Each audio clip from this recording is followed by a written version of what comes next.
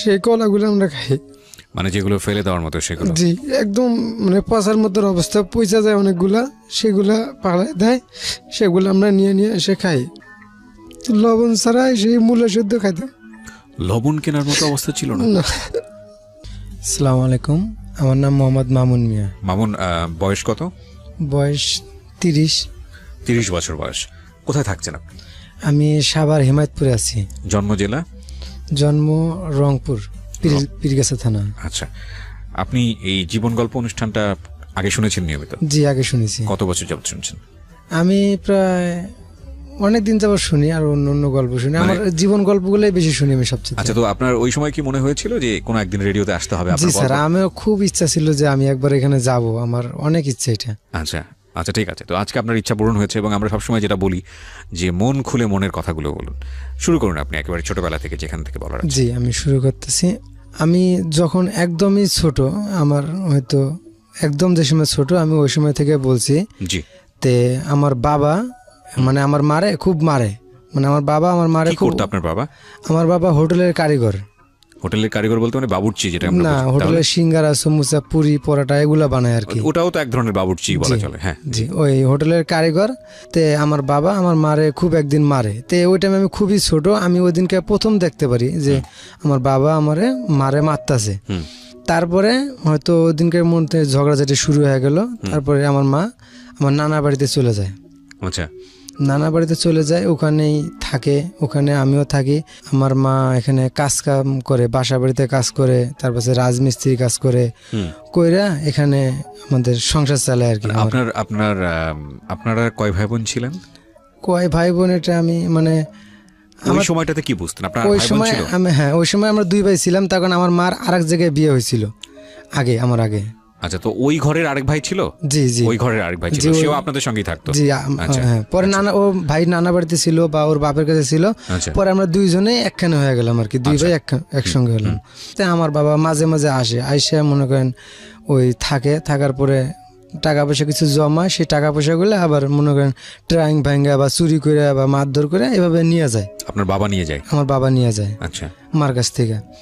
তারপরেও মা একটু হিসাবে ছিল, অনেক পরিশ্রম করতে পারতো, ঠিক আছে। তে টাকা পয়সা বাসা বাড়িতে কাজ করে, দিন পরে রাজমিস্ত্রি কাজ, যোগালি কাজ করে, বিভিন্ন ধরনের কাজ কাম করে টাকা পয়সা কিছু জমানোর পরে তখন আমরা নানা বাড়িতেই ছিলাম।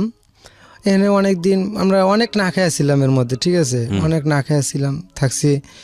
তে টাকা পয়সা জমায় অনেক কিছু। Sorry sir.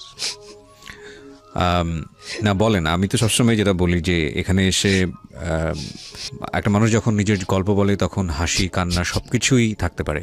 আপনি কাঁদছেন কেন? আমি একটু জানতে চাই। মানে আমি তো আসলে এক্সপেক্ট করিনি এরকম একটা মোমেন্ট হঠাৎ করেই। খুব কষ্ট করেছি স্যার জীবনে। আপনি বলেন, আপনার যত কাঁদতে ইচ্ছে করে আপনি কাঁদবেন, এবং আমি আপনাকে পুরোটা সময়ই শুনবো। শুরু করেন প্লিজ। টাকা পয়সা জমানোর পরে অনেক পরিশ্রম করে মা, অনেক ধরনের পরিশ্রম করার পরে টাকা পয়সা কিছু জমাতে আমার নানার যে বাড়ি ছিল ওটা মানে ওখানে একটা মুকুল নামে একটা লোক ছিল, প্রভাবশালী। ওনার স্ত্রী প্রাইমারি স্কুলেতে কাজ করে, টিচার আর কি। তো উনি প্রভাবশালী, আমার নানারা খুব ছিল আর কি, গরিব ছিল, খুবই গরিব ছিল। তে ওরা হুমকি দেয় যে এই জমি ব্যস্ত হবে, আমাদের কাছে এই জমিটা বিক্রি করতে হবে, ঠিক আছে। পরে কয়েক এই জমি বিক্রি করবো, পরে করে কি ইট কিনে মানে রাস্তার মধ্যে ওয়াল দিয়া দেয় আর কি। মানে আপনাদের এই বাড়ির? হ্যাঁ, আমার নানা বাড়ির রাস্তা। আচ্ছা। ওয়াল দিয়া দেয়, আমরা আর ওই জায়গা থেকে বের হইতে পারি না। আচ্ছা। রাস্তা বন্ধ করে দেয়। তারপরে এক পর্যায়ে নানা আবার করে কি যে আমাদের বাড়ির পাশেই উপজেলা, একদম বাড়ির পাশেই উপজেলা। তে ওই জমিটা উপজেলার এক ড্রাইভারের কাছে, মোস্তফা ড্রাইভারের কাছে জমিটা বিক্রি করে। আচ্ছা। বিক্রি করে পরে ওই পাশেই এক তাবলিক বুড়া নামে একটা লোক ছিল, তার কাছে জমি কেনে 8% এবং আমার মা ওখানে 4% জমি কেনে পিছনে।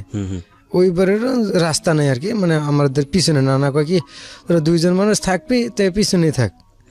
যে 4% মা কেনে আর আমার নানারা এই 8% জমি কেনে। তো এইভাবে জমি কেনার পরে অনেক টাকা পয়সা ঋণও করছে। এবার দিকে আমরা 2 ভাই, আমার বড় ভাইটা আবার ওই যে ওই ভাই ওই ঘরের ভাইটা আর কি, জি। তে মাঝে মাঝে ওর বাপের কাছে যায়। ওর বাপ আবার সরকারি চাকরি করতো উপজেলার মধ্যেই, আচ্ছা। তো ওখানে আবার মাঝে মাঝে যায়। ওর ওরকম কষ্টটা নাই, মানে আমার যেহেতু কষ্ট, তা আমি মার কাছে থাকি। তে টাকা পয়সা ঋণ হয়ে গেছে, মা কাজ কাম করে, মানুষের টাকা পয়সা দেয়। খাবার থাকে না ঘরের মধ্যে, খাবার থাকে না। ওই বাড়ির পাশেই আবার মেডিকেল আছে একটা, সেই মেডিকেলে ওই ভাতের মার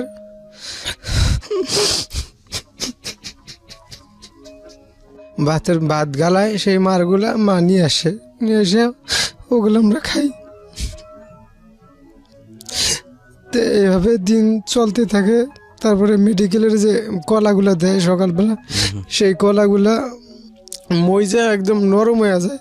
অনেক সময় এগুলো থাকে না, মূলা শুধু মূলা সিদ্ধ, লবণ নাই, লবণ ছাড়াই সেই মূলা সিদ্ধ খাইতাম। লবণ কেনার মতো অবস্থা ছিল না। না, তো এইভাবে সংসার চলতে চলতে থাকে। তারপরে মা খুব কাজ কাম করার পরে টাকা পয়সাগুলো ঋণ শোধ হয়ে যায়। হওয়ার পরে আবার কিছু টাকা মানুষের কাছে ঋণ করে একটা গরু কেনে। আচ্ছা। গরু কেনার পরে সেই গরুটা বেশ ভালোই চলতে থাকে। গরু কিছুদিন পর বাছুর হয়। জি। তে আমাদের ঘরটা ছিল চালের খেরি ঘর আর কি, আমাদের দেশে খেরের ঘর বলে, আমরা খেরি ঘর বলি। বেড়াগুলো যে ছিল সেগুলোও খেরের ছিল। এত নরম হয়েছে, উড়ি যে আছে না, সেই উড়ি ধরে একদম পয়সা নরম হয়ে গেছে একদম, মানে ধরলেই পড়ে যাবে এই অবস্থা। পরে নানি বাড়ি তখন থাকি, নানি তখন ওই বাড়া বানতো আর কি, আমাদের দেশে বাড়া কয়, ঢেকি যে বলে, সেই ঢেকিতে ঢেকিতে ধান বানতো মানুষের। এগুলা কইরা আমার মামারাও একটু অলস টাইপের ছিল, কাজ কাম করতো না, নানার উপরেই সব চলতো। আমার 3 মামা ছিল। এর মাঝখানে আবার মনে করে নিয়ে হয়ে যায় সেই গরুটা, মানে সাইরা দিয়া মা কাজে যায়, ঠিক আছে। আমিও ছোট, আর আমার ওইটা ভাইটা কই জানি গেছিল, তো এই গরুটা মানে এক জায়গায় বাইন্দা কাজে গেছে পরে সেই গরুটা করছে কি, মানুষের আমার সঠিক খেয়াল নেই, অনেক ছোটকালের কথা এগুলা, ধান না কি জানি খাইছে। খাওয়ার পরে সেই গরুটা মনে করেন ওই জমিওয়ালা দেখছে, দেখার পরে তে আমাদের এখানে মানে খরা ছিল, গরু মানে আটকায় রাখে, সেই খরার মধ্যে গরু নিয়ে যায়, জমা দেওয়ার পরে খোয়ারে জমা দেওয়ার পরে 50 টাকা নাকি 100 টাকা লাগবে। ওই টাইমে 1 টাকাও ছিল না ঘরে। ওই টাইমে আমরা এই অভাবে যে লবণ ছাড়া মূলা সিদ্ধ খাই, আলু সিদ্ধ খাই, এগুলো খাই। তো ঘরে 1 টাকাও ছিল না। মা বিকালবেলা এসে শোনে যে গরু খরায় দিয়ে দিয়েছে। এখন টাকা পাবে কই? তে আমরা মেডিকেলে একটু যাতায়াত করতাম বেশি, মানে একদম বাড়ির কাছে মেডিকেলটা, যাতায়াত করতাম। সেখানে ওই স্যাভলন আছে না, ডিটল, এগুলো আমরা ফ্রি নিয়ে আসতাম আগে। স্যাভলন, স্যালাইন, অনেক ওষুধপাতি, এগুলো মানে চেনা পরিচিত সবাই নিয়ে আসতাম। নিয়ে এসে ঘরের মধ্যে রেখে দিল। পরে গরু খোয়ারে দিব, টাকা তো আর নাই। এখন এই 50 টাকা না কত টাকা জানি লাগবে গরু আনতে গেলে। সেই ক্ষেত্রে মা স্যাভলন খায় ফেলায় পুরোটাই, 2 বোতল স্যাভলন। মানে সুইসাইড করেছে। গরু কই থেকে আনবে? ওই টাইমে টাকা কেউ ধার দিতে চায় না, অভাবী সংসার, কেউ টাকা ধার দিতে চায় না।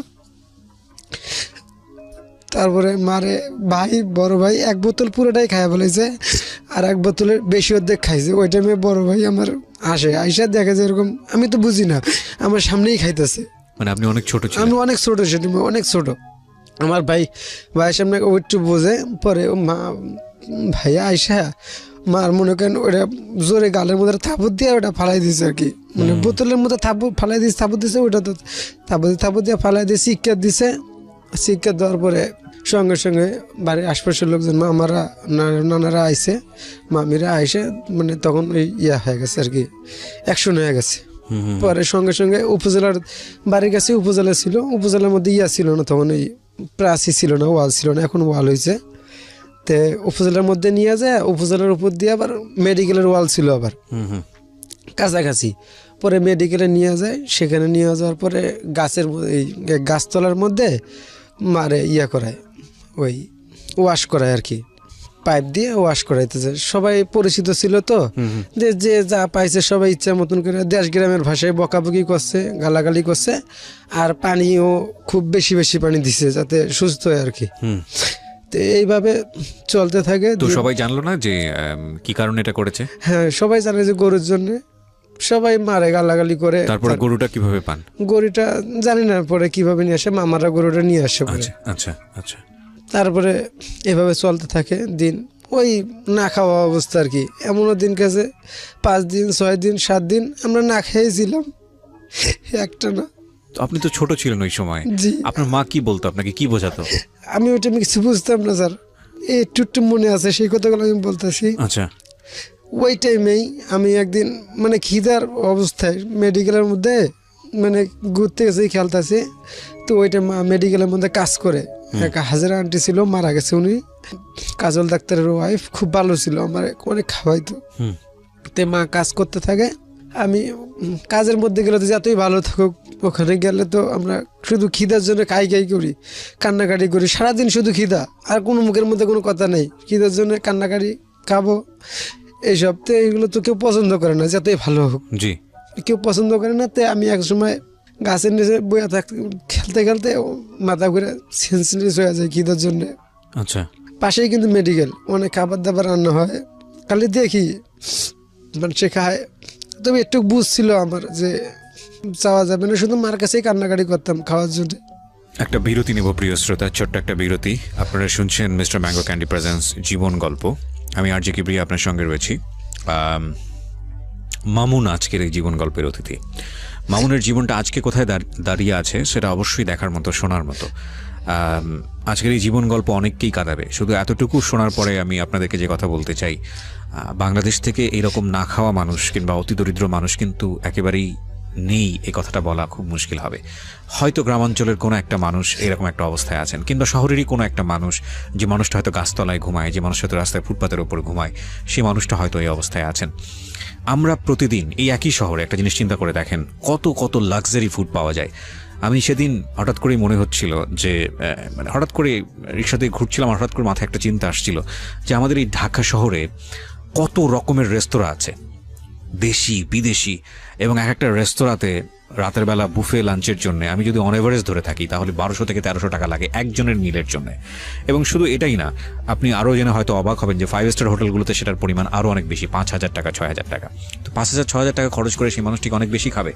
নো, আমি আসলে সেই কথাটা বলতে চাচ্ছি না। কি হয়তো তার ফুটে 10,000 টাকাও খরচ করে। আমি আসলে যেই কথাটা নিয়ে আপনাদেরকে নক করতে চাই, আমরা প্রতিদিনের জীবনে যে পরিমাণ খাবার ওয়েস্ট করি, যে পরিমাণ খাবার ফেলে দেই, আমাদের নিজের পাতে দেওয়া খাবার থেকে যে পরিমাণ ফুডটা ওয়েস্ট করি, সেই ফুডটা যদি এই রকম গরিব দুঃখী মানুষের কাছে পৌঁছানোর ব্যবস্থা হতো, তাহলে আমার মনে হয় না যে বাংলাদেশে কেউ না খেয়ে থাকতো। আমি লাক্সারি ফুডের কথা বাদিয়ে দিলাম, আমি ধরে নিচ্ছি যে এই ফুড হয়তো পৃথিবীর অনেক মানুষেরই খাওয়ার সৌভাগ্য সারা জীবনে একবারও হবে না, বাংলাদেশের হয়তো বা অনেকেরই হবে না। কিন্তু আপনার পাতে যে খাবারটি আসে, সেটা যে খাবারই হোক না কেন, সেই খাবারটি নষ্ট না করে যতটুকু আপনি ফেলে দিচ্ছেন অতটুকু ফেলে না দিয়ে আপনি যদি এই মানুষটার কাছে পৌঁছানোর ব্যবস্থা করেন, অ্যাটলিস্ট আপনি অবশ্যই করেন না, পৌঁছানোর ব্যবস্থা না হয় আপনি নাই করতে পারেন। ওই গাছতলায় আমি অজ্ঞান হয়ে পড়ে যাই, তারপরে আমার ওখান থেকে নিয়ে যায় মেডিকেলে, ওখানেই ওইটাই মেডিকেলে আবার কোন মেডিকেল? এটা পীরগাছা মেডিকেল। মানে আপনার জেলার কথা, কোন জেলার কথা বলছেন? এটা পীরগাছা, রংপুর জেলা, পীরগাছা থানা। জি, ওকে। আর থানায় মেডিকেলটা আর কি, পীরগাছা মেডিকেল আর কি, সরকারি হসপিটাল। তো ওখানে নিয়ে যায়, আমার ভর্তি করায়, ভর্তি করার পরে ওখানে থাকি, থেকে কয়েকদিন খাওয়া দাওয়া হয়, স্যালাইন দেয়, আল্লাহর রহমতে সুস্থ হয়ে যায়। আসলে মূলত কিছু না, সব হলো ক্ষুধার কারণে এই অবস্থা আর কি। তো ওখান থেকে আবার রিল্যাক্স করে দেয়, বাসায় চলে আসি। এভাবে কাজকাম করতে করতে চলতে থাকে। তারপরে আস্তে আস্তে আস্তে আস্তে ওই গরুটার জন্য মা নিয়ে আসতো, ভাতের মার নিয়ে আসতো। সেই সময়ও আগে এমনিই নিয়ে আসতো, তখন গরুর জন্য নিয়ে আসতো, গরুর জন্য মার নিয়ে আসতো। সেই মারের মধ্যে ওই নিচে কয়েকটা ভাত থাকতো, সেগুলো খাইতাম। ওই পচা রুটি, তারপরে কলা, এভাবেই খাই। পরে মূলা, লবণ ছাড়া সিদ্ধ আলু। বাবা খোঁজ নিত না? না, বাবা আমার কোনো সময় খোঁজ নিত না। এর মধ্যে আবার বাবা মাঝে মাঝে আসতো, আসার পরে ওই যে 2-4-5 টাকা যাই জমাইতো, এগুলো সব নিয়ে চলে যেত, খোঁজ খবর রাখতো না কোনো। আচ্ছা। তে আমার মা একটু চালাক টাইপেরই ছিল। তো ওই টাইমে আবার করলো কি, যে গরু আছে, তে একটা করলো, অ্যাকাউন্ট করলো ডিপিএস সোনালী ব্যাংকে 100 টাকা করে। অথচ আমরা খাইতে পারি না, তার ভবিষ্যৎ নিয়ে অনেক চিন্তা ভাবনা ছিল, আমাদেরকে নিয়ে চিন্তা ভাবনা ছিল। 100 টাকা করে ডিপিএস? জি, আমাদের জন্যই করছে এটা সেটা। আচ্ছা। ভবিষ্যৎ ডিপিএস, ওই 100 টাকা ডিপিএস করলো না, মনে করেন সংসারে আরো অশান্তি চাইপে আসলো। আচ্ছা, কেন? ওই 100 টাকা ডিপিএস করলো, মনে করেন এখন তো খাইতেই পারে না ঠিক মতন, এর মধ্যে আবার ডিপিএসের 100 টাকা দিতে হবে 30 দিনে মাস, ঠিক আছে। তো এই 100 টাকা আবার কই থেকে আসবে? বিভিন্ন রকম কাজ যেই কাজ পারতো টাকার জন্য সেই কাজে বেশিরভাগ করতো আর কি। তাই মানুষ বিভিন্ন অপবাদ দিত গ্রামের মধ্যে, অনেক নোংরা নোংরা কথাও কইতো। মা একাই থাকে, আমার বাপে খোঁজ খবর নেয় না। নানা বাড়ির মানে একই বাড়ি, ঠিক আছে, নানারা সামন সাইডে, আমরা পিছন সাইডে, বাবা ঠিক মতন আসে না। তাই অনেক নোংরা নোংরা কথা বলে গ্রামের মানুষ, বিভিন্ন রকমের কথা বলে, ঠিক আছে। অথচ আমার মা কিন্তু পরিশ্রম করে খায়, বাসায় কাজ করে, রাত জোগালি কাজ করে, বিভিন্ন আর অন্য অন্য যে কাজ পায় সেগুলো কাজই করে। তার মাঝখানেও গ্রামের মধ্যে মানুষ মানে বিভিন্ন রকমের কথাবার্তা বলে, বলার পরে এভাবে মানে মা অসহ্য হয়ে গেল। তারপরে গ্রামের মানুষজন এরকম বিভিন্ন রকম বাজে কথাবার্তা বলে, আমার মা তো কাজ করে খায়, তারপরে বাজে কথাবার্তা বলে। তো মার এটা সহ্য হতো না, কারোরই সহ্য হবে না এই বাজে কথাগুলো। তো এভাবে এক প্রকারে চলতে চলতে চলতে চলতে আর খাওয়া দাওয়ার কষ্ট আছেই, এটার মিস নাই। প্রতি মাসে 100 টাকা করে দিতে হইতেছে। তে কিছুদিন যাওয়ার পরে তে ওই মেডিকেলে এক বাবুর্চি ছিল, উনি রান্না বান্না করতো, সেই বাবুর্চি ওনার নাম শামসুল। তে ওনারে এক পর্যায়ে আমার মা, আমার ছোটোকালে তো মনে নেই বেশি একটা, মানে ধর্ম বাপের মতো নাকি ডাকতো আমার মায়, ঠিক আছে, ধর্ম বাপের মতো ডাকতো। তে আমরাও মনে হয় নানা নানা করে বলতাম আর কি। তে সেই পর্যায়ে আস্তে আস্তে আস্তে আস্তে মানে সম্পর্কটা অন্যদিকে চলে গেল। অন্যদিকে বলতে? অন্যদিকে মানে চলে গেল কি, মানে বিয়ার ইয়ে আসলো এখানে আর কি, আমার মারে বিয়ে করবে আর কি, ধর্মভাব যাকে ডাকে। হ্যাঁ।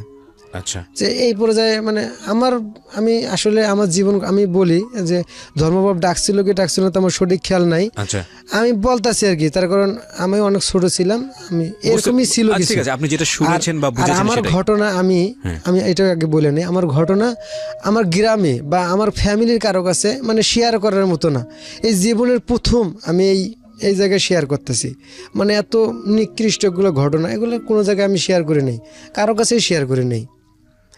আপনি এখানে কেন আপনি কেন মনে করলেন যে এখানে আমি আসলাম যে আসলে যে এখানে আসলাম যে আমার মতন বয়সে আমি গার্মেন্টসে চাকরি করি, দেখতেছি কি যে এখানে মানে বিভিন্ন এক বউ থুয়ে আর এক বউ বিয়ে করতেছে, 2-3টা বাচ্চার মা, সে বয়স হয়ে গেছে ভালো, 30-35 বছর বয়স হয়ে গেছে, সে আরো একজনকার নিয়ে চলে যেতেছে। আমি এই জন্য এখানে আইছি যে আসলে আমার বয়সী যারা আছে, 30-35 বছর বয়সী যারা আছে, তারা জানি আমার মতো না, সেটা ঠিক আছে, এই ভুলটা যাতে না করে। ওইটা তো পরের গল্প, কিন্তু আমি যেটা জানতে চাচ্ছি যে আপনি কাউকেই যেটা বলতে পারেননি সেটাই রেডিওতে এসে মন খুলে বলার মতো, এটা কেন মনে করলেন? এটা মনে করলাম এই জন্যই যাতে মানে আমি যে কষ্টগুলো করছি অন্যরা এই কষ্টটা না করে, আমার মতন মানে নতুন যারা ছেলে মেয়ে আছে এরা যাতে এই কষ্টটা যাতে না পায়। ঠিক আছে, এটা যদি কেউ শুনে যাতে একটু তার মাথার মধ্যে জ্ঞান বুদ্ধি যাতে ঢোকে যে এই ভুলগুলো করা যাবে না। ঠিক আছে, আমি ধারাবাহিকভাবে যাই। আচ্ছা, তো তারপরে কি হলো? তারপরে এরকম ভাবেই মনে করেন ওই সম্পর্কটা ওইভাবে মানে ধর্মভাবের মতোই মনে ছিল। তখন আপনার বয়স কত? তখন আমার বয়স, স্কুলে ভর্তি হয়নি তখন, তখন আমি এই যে মানে আগে দেশ গ্রামে তো যে স্কুলে ভর্তি হতো মাথার উপর দিয়ে কান ধরতে হইতো, তা আমি ওইটা আমি ধরতে পারতাম না, এরকম বয়স আর কি। তাই আমি স্কুলেও ভর্তি হয়নি। তো এভাবে দিনকাল চলার পরে মনে করেন ওই কথাবার্তা চলতে চলতে তাই আমি একদিন উপজেলা পুকুরের মধ্যে খেলাধুলা করতেছি বিকেল টাইমে। তাই আমি গরমের দিন গোসল করতেছি, তে আমার খালা আবার মেডিকেল থেকে ওয়াল টপকায় আইসা তাই মেডিকেল থেকে গোসল করতেছি, পরে আমার ডাইকা সুন্দর মতো নিয়ে গেল মেডিকেলে। তো নিয়ে যাওয়ার পরে দেখি কি আমার মা ওইখানে করছে, ওই পুরো শরীরে হলুদ দেওয়া, ঠিক আছে, আমি এটা বুঝি না, পুরো শরীরে হলুদ দেওয়া মানে হলুদ মাখাইছে আর কি, বিয়া মানে হয়েছে আর কি, হলুদ মাখাইছে। তাই আমার নিয়ে যাওয়ার পরে আমার নানা ওইখানে ছিল, খালা ছিল, নানি ছিল না। তে মারে দেখে আমি কইলাম, মা তুমি হলুদ দিছো, আমিও হলুদ দিব, ঠিক আছে, গায়ের মধ্যে। মা কইছে কই হলুদ না, আমি কই না এটা হলুদ, তুমি হলুদ মাখছো, আমিও হলুদ মাখবো, হলুদ কই, ঠিক আছে। পরে খালারা কই চুপ করে, এটা হলুদ না। পরে ওইখানে কোয়ার্টার, উপজেলা মেডিকেলে যে কোয়ার্টারগুলো থাকে সেই কোয়ার্টারগুলোর মধ্যে নিয়ে যাওয়ার পরে আমার নানা ছিল ওখানে। পরে আমার ওই বাবুর্চির হাতে, ঠিক আছে, মানে বিয়ার মধ্যে আমার হাতের মধ্যে উঠায় দেয়, যে কাইন্দা দিয়ে নানা কয় কি কয় তুমি আমার নানির রাত্রে খেয়াল রাখো আর কি, ঠিক আছে। পরে তুলে দেয়, মানে ওখানে মানে বিয়া টিয়া হয়ে গেছে আর কি, আমার শুধু হাতের মধ্যে উঠাই দিল আমার নানা আর কি। আচ্ছা, তো উঠাই দেওয়ার পরে ওই পর্যায়ে চলে, পরে আমাদের বাড়িতে ওখানে থাকে 2 দিন, আর মেডিকেলে ডিউটি করে আর কি, বাড়ির থেকে মেডিকেলে ডিউটি করে। ওখানে এখনো জানাজানি করেনি, জানাজানি হয়েছে মানে নিয়ে যাবে আর কি, ঘর উঠাইবে ওখানে, তারপরে নিয়ে যাবে আমার মারে। তো এখান থেকে কিছুদিন থেকে ডিউটি করতেছে, বাড়ির কাছে মেডিকেল, আমাদের বাড়িও কাছে, তো ডিউটি করতেছে এক পর্যায়ে। ডিউটি করার পরে ওখানে ঘর রেডি করলো, রেডি করে আমার সহ নিয়ে গেল। নিয়ে যাওয়ার পরে তখনও আমি স্কুলে ভর্তি হইনি, তখন স্কুলে ভর্তি হয় নাই। তো ওখানে যাওয়ার কিছুদিন পরে ওখানে আমারে মানে মা স্কুলে ভর্তি করে দিল। ভর্তি করে দেয়? জি, স্কুলে ভর্তি করে দিল। তো স্কুলে ভর্তি হওয়ার পরে যা হলো, মানে আমি তখন তো ছোট, আর আবেগটা ছিল, মানে বুঝতাম আমি যে আমি এরকম এরকম কষ্টের, আমার এরকমভাবেই চলতে হবে। মানে সামাও বুঝতে পারতেন? হ্যাঁ, ছোট হইলেও বুঝতে পারতাম জিনিসগুলো, যে কষ্ট কি জিনিস, আমি এরকম কষ্টে আমার ওরকমভাবেই চলতে হবে। তারপরেও বুঝতাম যে পোলাপানের সাথে খেলাধুলা করতাম, ঠিক আছে, আমি মনে করেন একটু ছুইলেও দোষ হয়ে যেত, আমার সবাই বকাঝোকা করতো আর কি। আচ্ছা ওই আচ্ছা মানে ওই সংসারে যাওয়ার পরে আচ্ছা। ওই বাবুর্চির সঙ্গে যখন বিয়ে হলো, তো ওখানে যাওয়ার পরে মানে আমি তো কারো ছুঁইতামও একটু, ঠিক আছে, ওইটা আমার দোষ হয়ে যেত। আর আমার অনেকে মারধর করতো, ঠিক আছে, পোলাপানেরই। আর এরকম টাইপের, মানে আমি যেরকম টাইপের, এরকম মানে টাইপের মানে পোলাপানদের সবাই অবহেলা করে, ঠিক আছে। পোলাপানের একটা দোষ আছে, সবসময় এগুলো অপবাদ তো দিতই, আবার এগুলোর আবার অন্য টাইপের চোখে দেখতো আর কি, খারাপ চোখে দেখতো। আমার হ্যাঁ সবসময় ঘৃণার চোখেই দেখতো, পোলাপানটাও এটা ঘৃণার চোখেই দেখতো সবসময়। তো এইভাবে দিন যাইতে থাকে, আমি স্কুলে ভর্তি হই। ওখানে ছোটো ছোটো দুটো আমার বন্ধু ছিল, নাজমুল আর হলো একটা নাম হলো মনু। মানে আগের ঘরের না, ওই যেখানে বিয়ে হয়ে যাওয়ার পর, সেটাই বলছি যে মানে আপনার বাবার আগের ঘরের।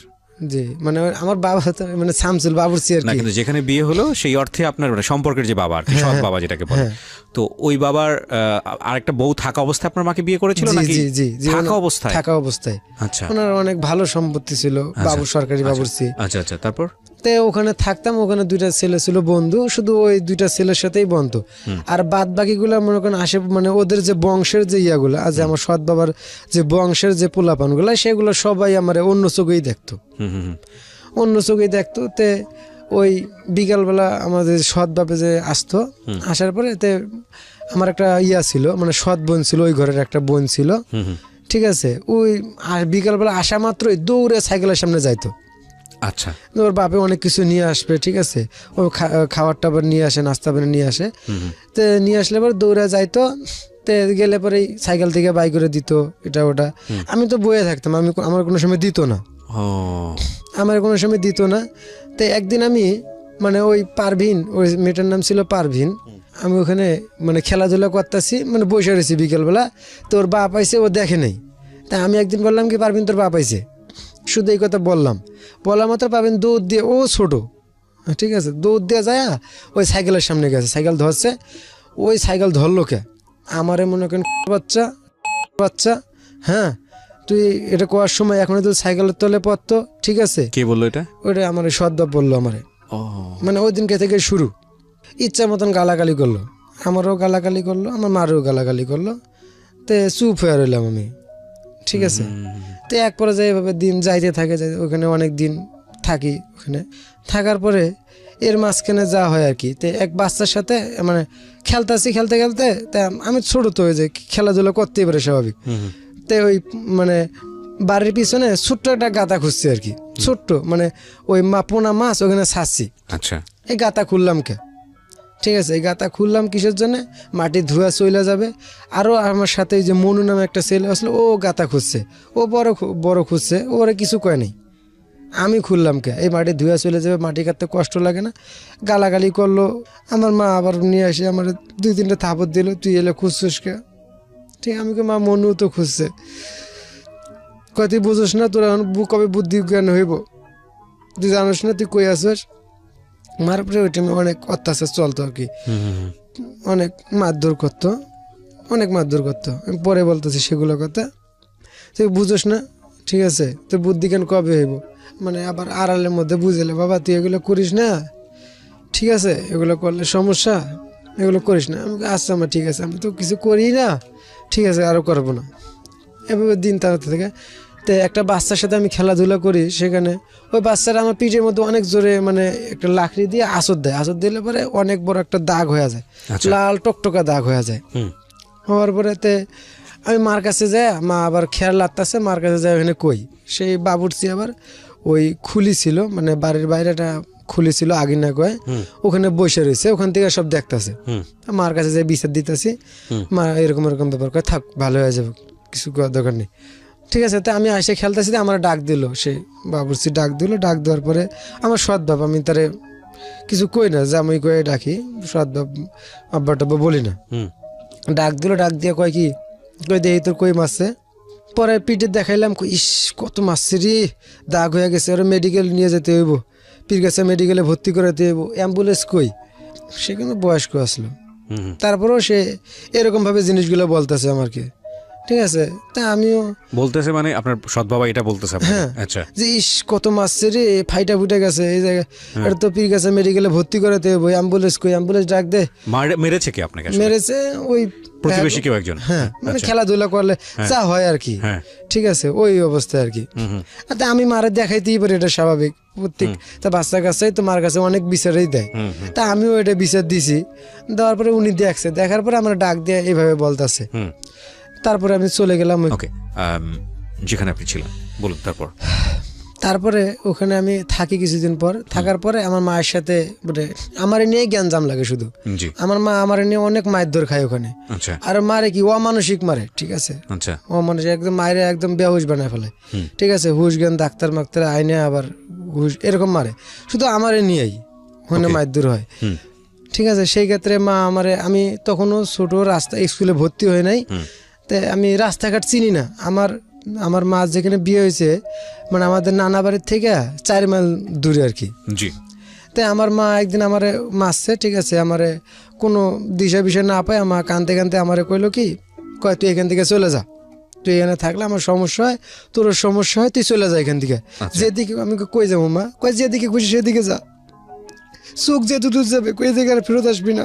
মা এটা বলতেছে? জি, কয় চোখ যেদিকে যাবে সেদিকে যাবে, এখানে আর ফেরত আসবি না। পরে মা কাপড় চোপড় গোছায়া পলিথিনের যে ব্যাগগুলো আছে সেখানে দিয়ে দিল কাপড় চোপড়। দেওয়ার পরে আমি তো চিনি না স্যার যে আমি কোন দিকে যাব, রাস্তাঘাট 4 মাইল দূরত্ব, যে যেখানে থাকি ওইখান থেকে অল্প একটু দূরে চিনি। আমাকে একটু জাস্ট বলেন যে আপনি তখন কোনো ক্লাসে পড়ছেন? না, তখন আর লেখাপড়া করি না। তখন মানে এই বয়সে আপনার মা আপনাকে বললো যে চলে যেতে? জি, যেখানে করছি সেখানে চলে যা, এখানে আসবি না, তোরও অশান্তি আমারও অশান্তি। আরে মানে ব্যাগটাও মা গুছিয়ে দিয়েছে? জি, ব্যাগ গুছে হাতে ধইরে দিয়া রাস্তা দেখাই দিছে, যা।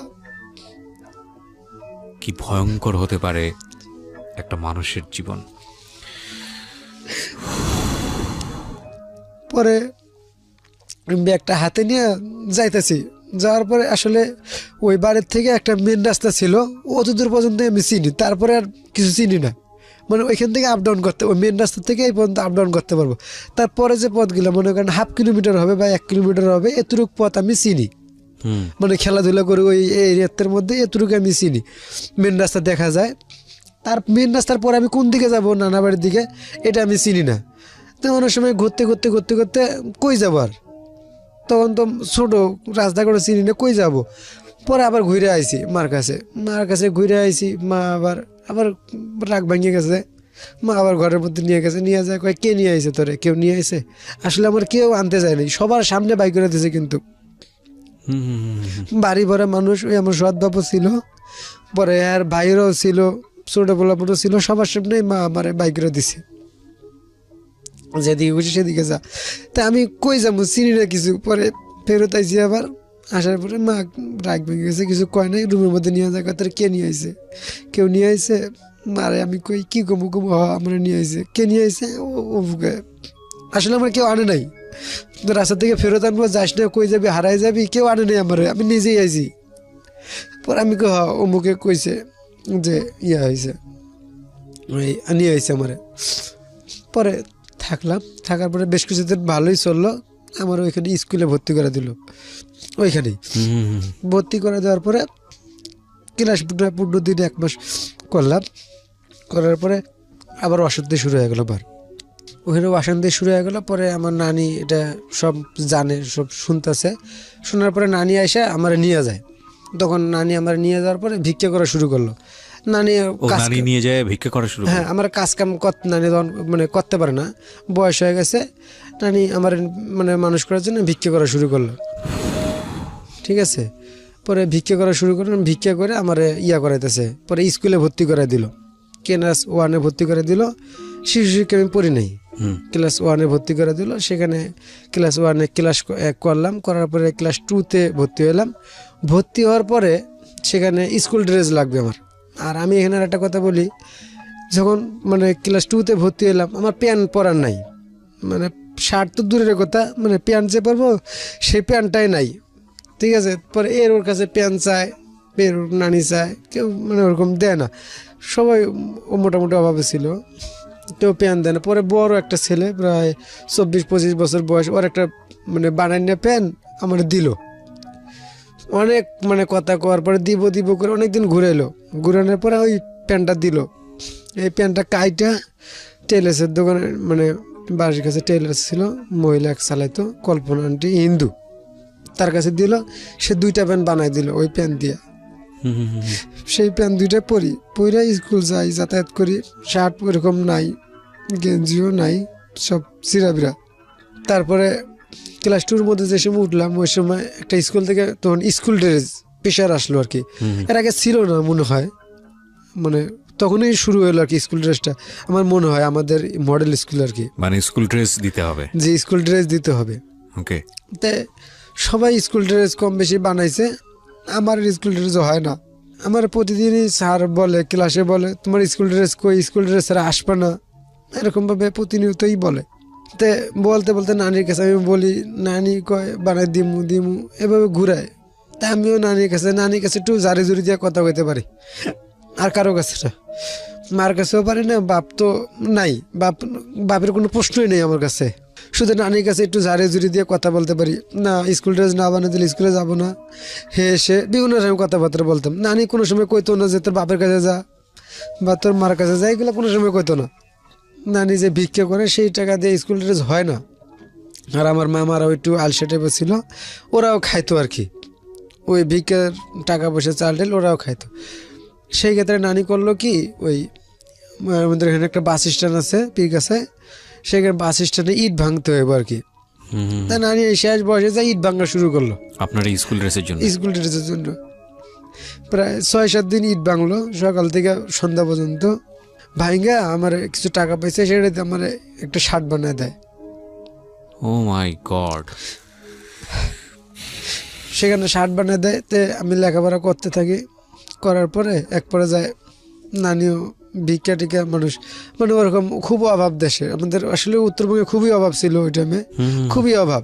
তা আমার মামা তো ভাই ছিল একটা ওই টাইমে, উনি মাদ্রাসায় আগে ঢাকায় লেখাপড়া করতো, আমার মামারা ঢাকায় ছিল, তে ঢাকায় মাদ্রাসায় পড়তো, উনি হাফেজ হবে আর কি, এরকম অবস্থায় আর কি।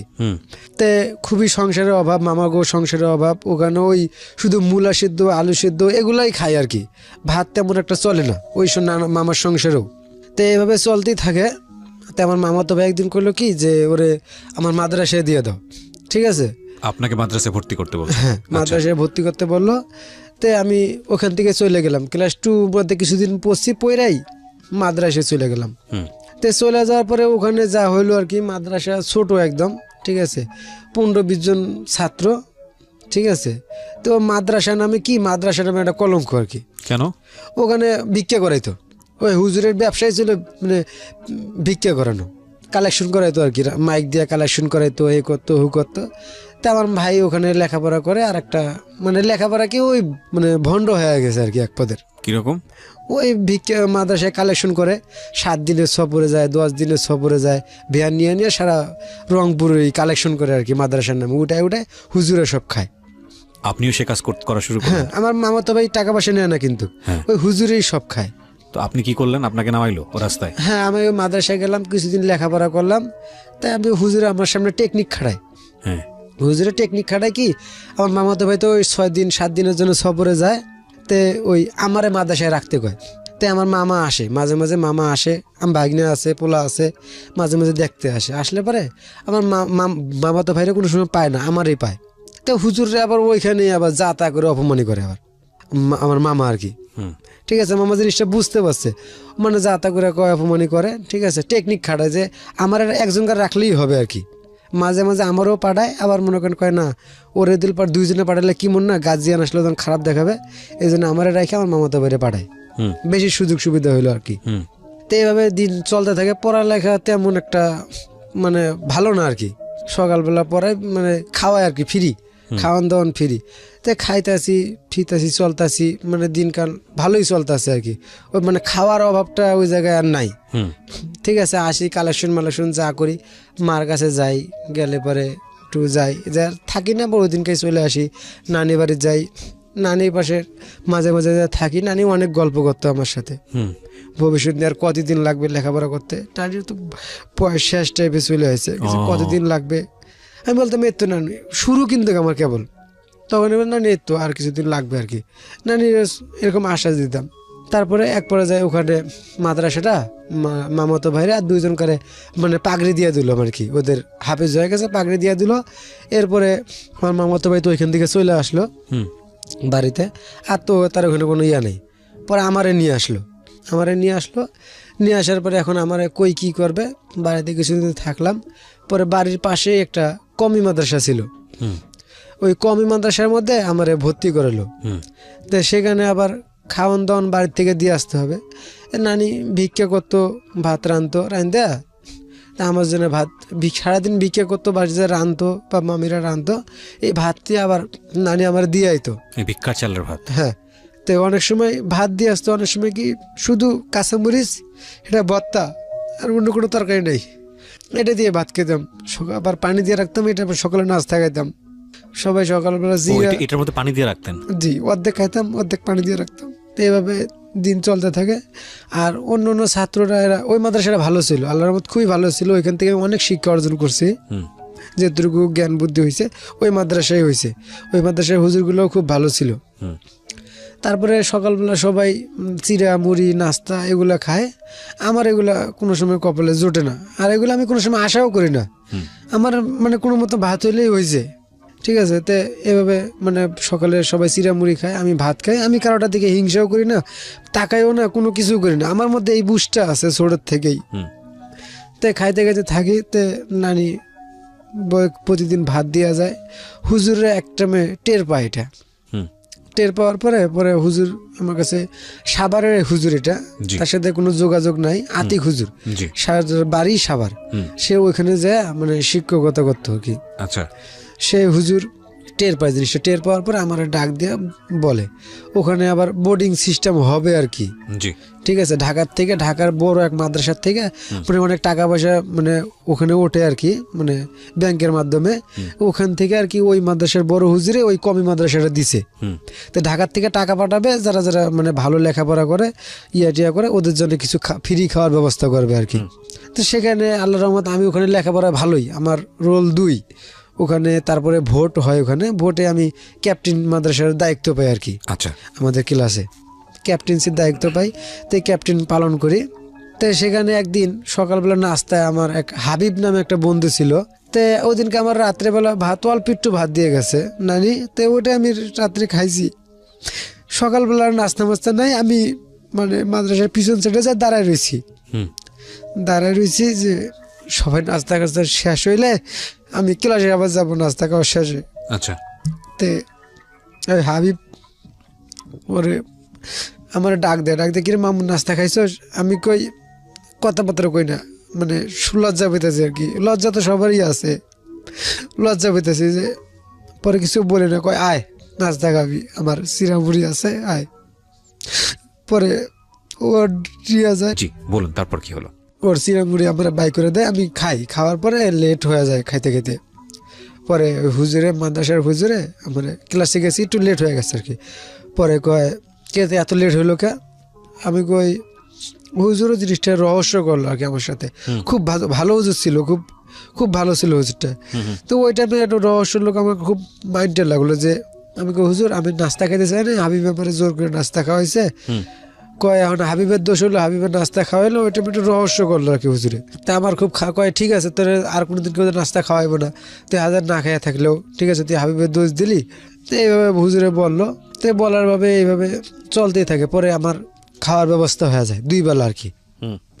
ওই ঢাকার থেকে টাকা পাঠায়, মাদ্রাসার থেকে টাকা দেয়, তো ওই টাকাগুলো আমাদের কাছে হাতে দেয়, 500 টাকা করে নোট হাতে দেয়, দিয়ে আমরা আবার ওটা এক হুজুরের কাছে জমা দেই, ওখানে সিগনেচার বিগনেচার করি, করার পরে আমাদের ওখানে খাওয়ার ব্যবস্থা হয় আর কি।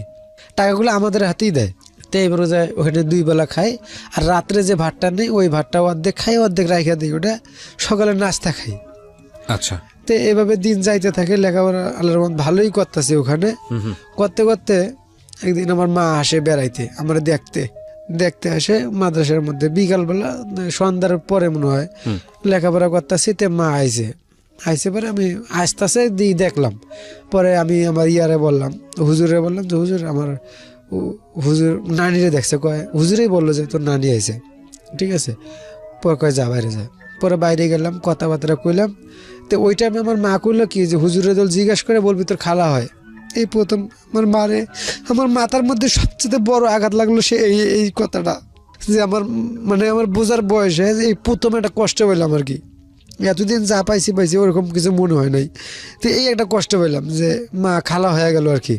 আপনি জিজ্ঞেস করলেন না যে কেন এই কথা বললা? না, আমি জিজ্ঞেস করিনি। আমি আচ্ছা ঠিক আছে, কিন্তু ওই প্রথম আমি খুব বড় একটা কষ্ট পেলাম।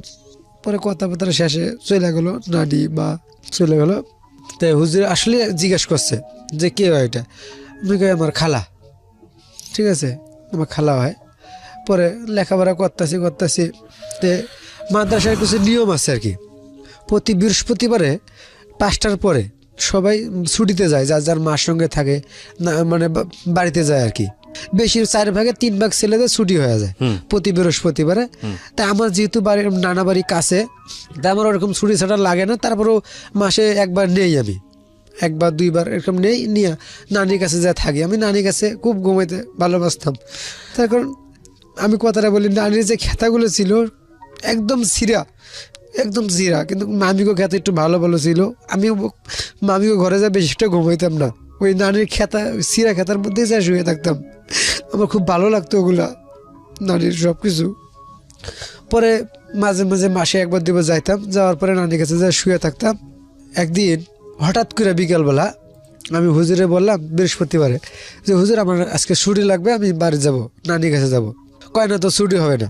আমি কোনোদিন ছুটি না দিলে, অনেক সময় ছুটি দেয় না, অনেকেরই ছুটি হয় না, কোনোদিন কানতাম না।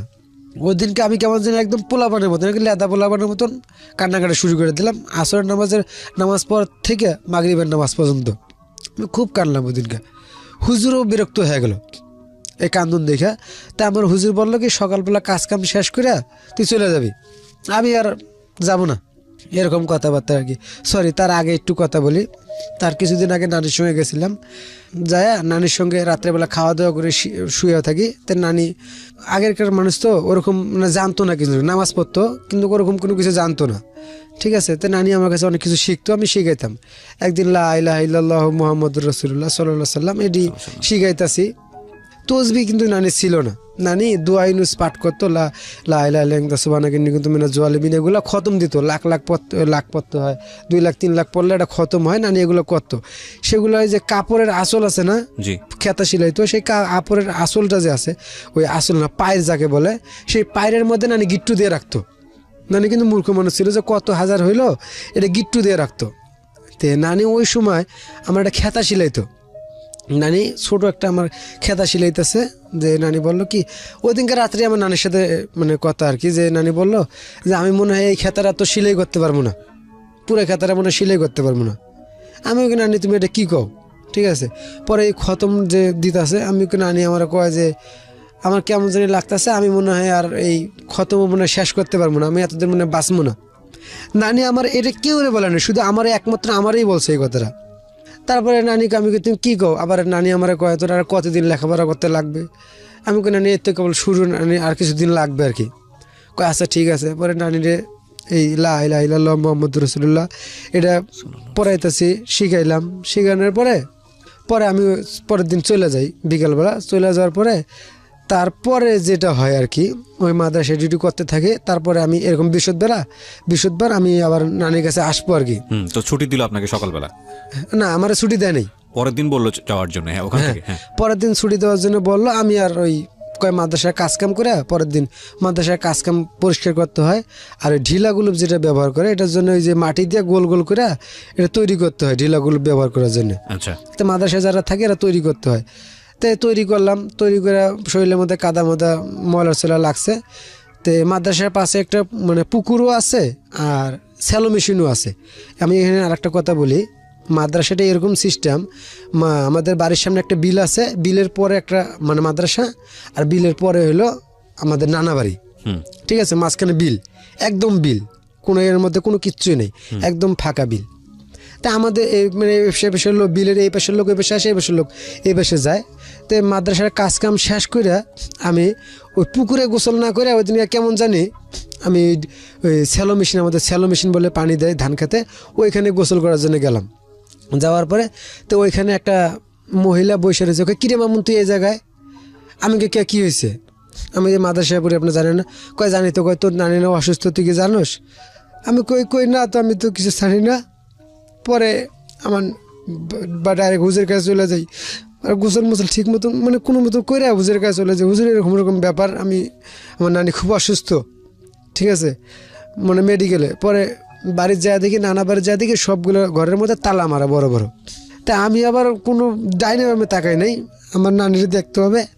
আমি উপজেলার পিছন দিয়ে উপজেলার মধ্যে গেলাম না, মানে ওদিক দিয়ে ওয়াল টপ করতে হবে, ঝামেলা হইব, দিলাম দৌড় একটা, মানে উপজেলার সাইড দিয়ে মেডিকেলের সাইড দিয়ে একটা রাস্তা আছে, মানে রাস্তা না, ও মানে খেতে আবাদি জমি আর কি, এদিক দিয়ে একটা দৌড় দিলাম। দৌড় দিয়ে যায় পরে মেডিকেলের একটা ওয়াল টপ করলাম, মেডিকেলের উপরে উঠলাম। ওঠার পরে ওই ওয়ালের উপরে থেকে দেখি কি আমার মামি একটা আম গাছের নিচে, এখানে আমি অজ্ঞান হয়ে গেছিলাম ভাতের অভাবে, সে ওই জায়গাটার মধ্যে আমার মামি গোর পেরে পেরে কাঁদতেছে। তা আমি এগুলো কোনো কিছু মনে করে নেই, আমার ওগুলো কোনো সেন্সও নাই ওই টাইমে, আমার নানিরে দেখতে হবে। আমি ডাইরেক্ট মেডিকেলে চলে যাই, আমার তো সব চিনা মেডিকেল। পরে মহিলা ওয়ার্ডে যাই, যা দিই সরি সে দেখি নানা সিঁড়ি দিয়ে নামতাছে ওই টাইমে, নানা, হ্যাঁ, চোখ গোষ্ঠাতে নামতাছে। আমার এক পলক দেখলো, দেখে আমি নানার কাছে জিজ্ঞেস করি নাই, আমার নানা আমার দেখে মাথা নিচ করে চলে গেল। পরে মেডিকেলে গেছি, যা দেখি আমার মামির বোনের ওখানে দাঁড়ায় রয়েছে, দেখি নানির ডাকানো শরীর, দেখি আমার নানি মারা গেছে।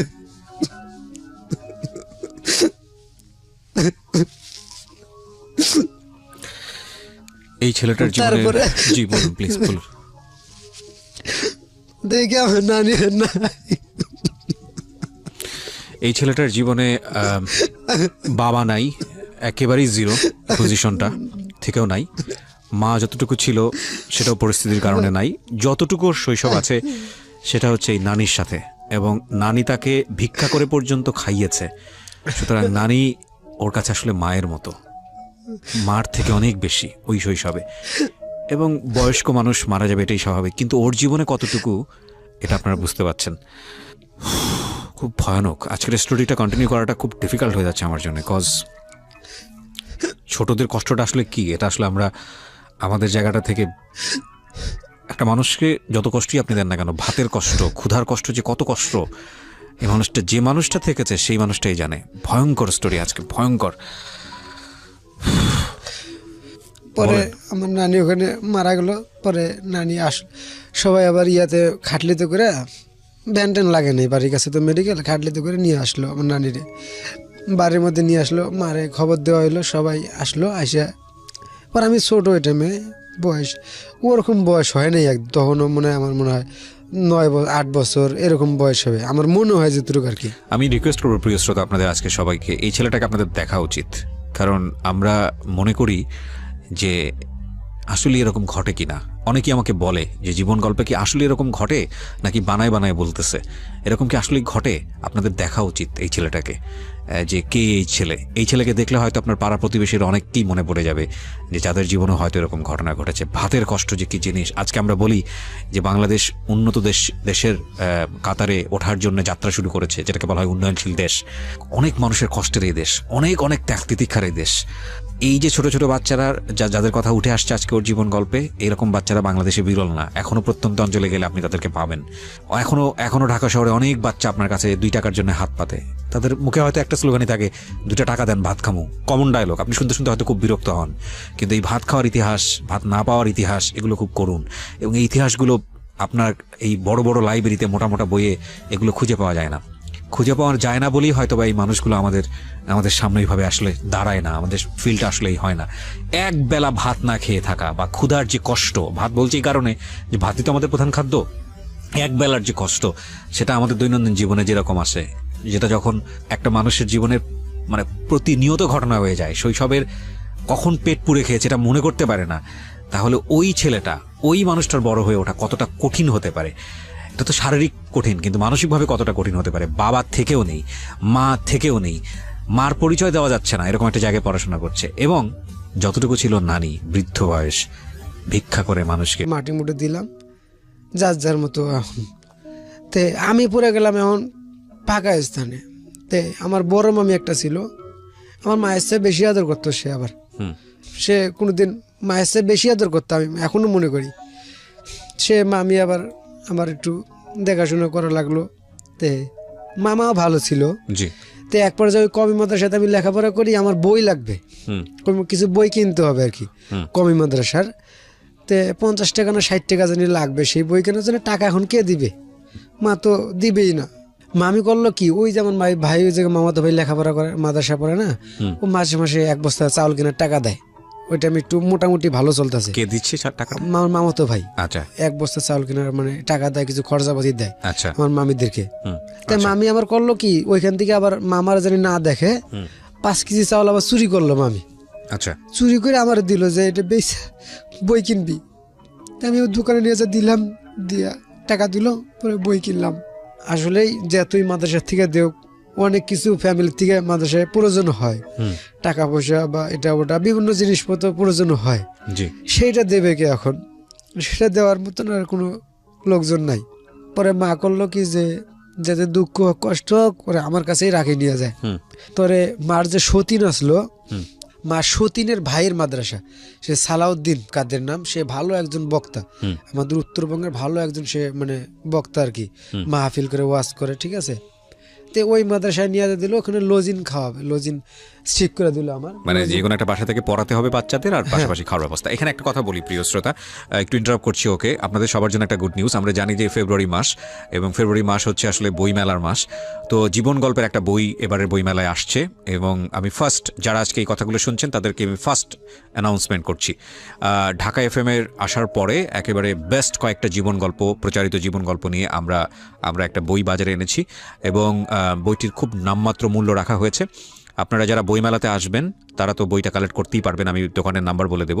কিন্তু যারা আসতে পারবেন না বা ঢাকা শহরে থাকার পরেও হয়তো বা পার্টিকুলারলি কুরিয়ারের মাধ্যমে আপনারা কালেক্ট করতে চান, তাদেরকে বলছি আমি অ্যানাউন্সমেন্ট করার সঙ্গে সঙ্গে আপনারা নাম্বারটা টুকে নেবেন। খুব সহজ একটা নাম্বার, 16297। আমি আবারও বলছি 16297, 16297। এটা হচ্ছে রকমারি.com এর নাম্বার, এবং এই নাম্বারটিতে আপনি ফোন দিয়ে বলবেন আরজে কিবরিয়ার জীবন গল্প, আরজে কিবরিয়ার জীবন গল্প বইটি চাই। খুব নামমাত্র মূল্য, আমি যতদূর জানি যে 200 টাকা বইয়ের মূল্য, এবং এই টাকা দিয়েই আপনি রকমারি.com থেকে বইটি কালেক্ট করতে পারবেন।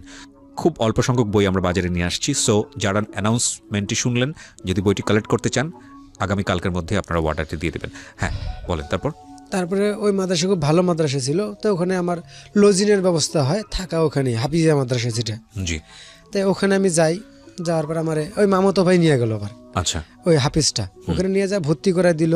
ভর্তি করে দেওয়ার পরে যা হইলো আর কি, আমার খাওয়ার জায়গাটা 2 জায়গায় হয়ে গেল। আচ্ছা। এক জায়গায় শুধু রাত্রেবেলা খাবো, আর মাদ্রাসায় যে খাদেম ছিল সেই খাদেমের বাসায় 2 বেলা খাবো, সকালে আর মাদ্রাসায় সকালে যেহেতু খায় না, সকালে নাস্তা খাইতে হয়। মানে আপনার খাওয়ার কষ্টটা তো দূর হলো। হ্যাঁ। ওই সময় খাওয়ার কষ্টটা তো দূর হলো, মানে যে পান্তা ভাত খাওয়া, মরিচ খাওয়া, এগুলো তো থেকে তো একটু বের হয়ে যাচ্ছেন। মানে আপনি যখন বলছেন না, আমার নিজেরই মনে হচ্ছে যে খাদ্য কতটা ইম্পর্টেন্ট। আমি জীবনে কোনোদিন খাবারের কষ্ট পাইনি ভাই, সত্য কথা বলি। আমি খুব বড় লোকের পরিবারে বড় হয়েছি ঠিক তাও না, একটা গ্রামীণ নিম্ন মধ্যবিত্ত পরিবারে বড় হয়েছি, কিন্তু আলহামদুলিল্লাহ আমার বাবা মা আমাকে যেভাবে বড় করেছে রাজপুত্রের মতো বড় করেছে। আমিও খুব বেশি উচ্চাভিলাষী মানুষ না, বা কখনোই ছিলাম না, বাবা মার সীমাবদ্ধতা বুঝতাম, কিন্তু খাবারের কষ্ট কখনো পাই নাই। আমি আমার মার কাছ থেকে শুনেছি তারা হয়তো খাবারের কষ্ট করেছে, বা গ্রামীণে আগে তো মানুষ অতটা বড় লোক ছিল না গ্রামে যারা বড় হয়েছে। কিন্তু আপনি যখন এই গল্পটা বলছেন না, আমি মানে আপনার বলাতে আমি চোখের মতো দেখতে পেয়েছি জিনিসগুলো। তো যখন আপনি বলছেন যে আমার এক বাসায় লজিং থাকলাম, সকালবেলার খাবার ম্যানেজ হয়ে গেলো, রাতের বেলার খাবার ম্যানেজ হয়ে গেলো, আমার কাছে মনে হচ্ছে কি আমি হাঁপ ছেড়ে বাঁচতে পারছি। এবং বিলিভ মি, আজকের এই জীবন গল্প যারা শুনছে তাদের প্রত্যেকেরই মনে হয় এই অবস্থাটা। যারা খাবারের কষ্ট পেয়েছে তারা অনেক বেশি বুঝতে পারবে যে আজকের এই জীবন গল্পটা কি, কিন্তু যারা কখনো পায়নি তারাও কিছুটা হলে বুঝতে পারবে। বলেন তারপরে আমার খাওয়ার ব্যবস্থাটা ওই জায়গায় 2 জায়গায় হলো আর কি। এক জায়গায় মানে মাদ্রাসার সামনে একটা বাসা আছে, ওই জায়গায় রাত্রেবেলা খাবো। আর সকালে যেহেতু মাদ্রাসায় খাওয়া দাওয়া হয়, নাস্তা শুধু চিরামুড়ি এগুলাই মানে মাদ্রাসায় এভেলেবেল চলে থাকে জিনিসগুলো। তাই আর দুপুরবেলা খাদেমের বাসায়, খাদেমের বাসায় যে খাবো, যে খাবারটা খাবো দুপুরে, খাদেমে খাওয়াবেন আমার মাদ্রাসার যে খাদেম আছে উনি খাওয়াবেন না। এটা খাওয়াবে হলো বাজারে এক লোক চাউল বেচে। আচ্ছা। সে আমার সপ্তাহে 2 কেজি করে চাউল দেবে। আচ্ছা। প্রতি বৃহস্পতিবার বিকালবেলা 2 কেজি চাউল দেবে। জি। ওই আমি চাউল আনি না, ওই খাদেমের বাসায় দেবো, উনি আমার রান্না করে খাওয়াবে। আচ্ছা আচ্ছা। তো এইভাবে সিস্টেম হয়ে গেল। তো আমি লেখাপড়া করছি ক্লাস 2 পর্যন্ত। তো ওই মাদ্রাসায় ওই যেই রাত্রেবেলা যে বাসায় খাই, আমি ক্লাস 2 পর্যন্ত লেখাপড়া করছি। আর ওখানে যে বাচ্চাটা আছে আমার সমানেই, আমার চেয়ে একটু ছোট হবে, সেও ক্লাস 2-তে পড়ে। আমার ওই 2 ছাত্র পড়াইতে হবে। আচ্ছা। যাই হোক, এটা আমি কোনো মনে করি না, আমার কপালটা এরকম, পড়াইতে হবে, লজিন খাওয়াইলে পড়াইতে হয়। আমার মাথার মধ্যে একটু মেমোরি আছে যে পড়াইতে হবে, স্বাভাবিক। তো বই নিয়ে বসে পড়াই, বাংলা যে আমার যেটুকু পারে অতটুকু পড়াই, ঠিক আছে, পড়াইতে থাকি। তে মাসখানিক দেওয়ার পরে সেই বাজারে যে চাউল দেয় 2 কেজি করে, সে চাউল দেওয়া বন্ধ করে দিল। মানে ডাইরেক্ট বন্ধ করে না, আমার একদিন বললো কি আমি আর চাউল টাউল দিতে পারবো না, আমার ব্যবসায় লস হইতেছে, তুমি হুজুরের বইলে অন্য ব্যবস্থা করতে। তা আমার ভিতরে একটা সবসময় লজ্জা কাজ করতো, আমি হাজার না খেয়ে থাকলেও কারো কাছে চাইতাম না। আবার ছোট থাকা অবস্থায় এই জিনিসটা ছিল, শুধু একমাত্র নানির কাছে চাইতাম আমি খাবার। আচ্ছা। আর কারো কাছে চাইতাম না। তাই আমি আর হুজুরের বলি না। তা আবার পরের বৃহস্পতিবারে আবার ব্যাগ নিয়ে যাই, যে চাউলের জন্য দাঁড়ায় থাকি। আবার বলে যে কি বাবা, তোমার না বলছি আমি চাউল দিতে পারবো না, তুমি আবার আইছো। আমি কই না, আমি কিছু বলি না, দাঁড়ায় থাকি। পরে আবার চাউল দেয়, দিয়া কয় তুমি হুজুরে বলবা, যে ঠিক আছে। আবার হুজুরে বলবো, আবার কোন সামনে ঝামেলা করতেছে, কই যাব, কি আসে বিষয়। তো এইভাবে চলতে থাকে। সারাদিন মাথায় শুধু একটা জিনিস চিন্তা করতো যে খাবার কিভাবে ম্যানেজ হবে। হ্যাঁ, লেখাপড়াও ভালো ছিলাম আমি। পরে ওখান থেকে ওই খাবার ব্যবস্থা আর কি আবার সমস্যা হয়ে গেল। এক পরে যায় আমার আর ভাল লাগে না। আর যে রাত্রেবেলা যেখানে খাই ওখানেও মানে খাওয়াইতে চায় না আর কি, মানে কেমন করতেছে। পরে রাত্রেবেলা একদিন আমি আর ভাল লাগতেছে না, ঠিক আছে, তখন আমার মাথার ব্রেনটা কাজ করতেছে কি যে আমি কাজ করে খাবো, হোটেলে কাজ করবো। আমি কত ছোট বলে আমার হোটেলে গ্লাস মিলাস ধোয়, ঠিক আছে, আমি গ্লাস ধুয়ে খাবো, ঠিক আছে, খাবারটা তো পাবো আমি ঠিক মতো টাইম টু টাইম।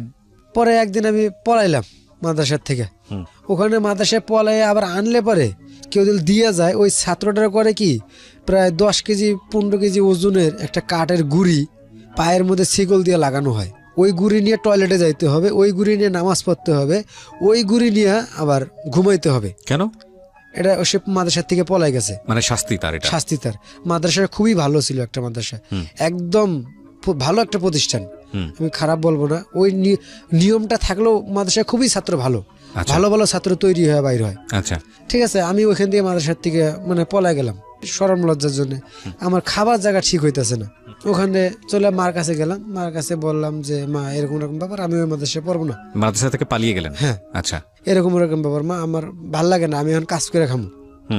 আমার মামাতো ভাইয়ের খবর দেওয়া হইলো, ওই এখন আর দেখাশোনা কেউ নাই, আমার মা ওখানে মাদ্রাসায় নিয়ে আসতে পারবে না, সে অন্যজনের সংসার করে। এমনিই তো কত পদের কথা বলে, আমি গেলে পারি বিভিন্ন কথাবার্তা শুরু হয়ে যায়। আমার মামাতো ভাইয়ের খবর দেওয়া এসে পরে আমার ওই মাদ্রাসায় থাকতে বলে। আমি বললাম না ভাইয়া, আমি মাদ্রাসায় থাকবো না, অনেক বুঝাইয়া বলে। সেই ক্ষেত্রে আমার ভাই আবার ওখান থেকে নিয়ে যায় আমার ভাইয়ের কাছে রাখে, মামাতো ভাইয়ের কাছে মাদ্রাসায় রাখার পরে মাদ্রাসায় আমার মামাতো ভাই আমার মানে দায়িত্ব যখন নিছে, তখন সেই তো হিরো, সেই তো রাজা। হুম। আমার মাঝে মাঝে মারধর করতো খুব, কোনো একটা ভুল মানে আপনি মাদ্রাসার ব্যাক করেন নাই পরে? না, ওই মাদ্রাসায় ব্যাক করিনি, পরে আমার মামাতো ভাই মাদ্রাসায় যাই। আচ্ছা আচ্ছা।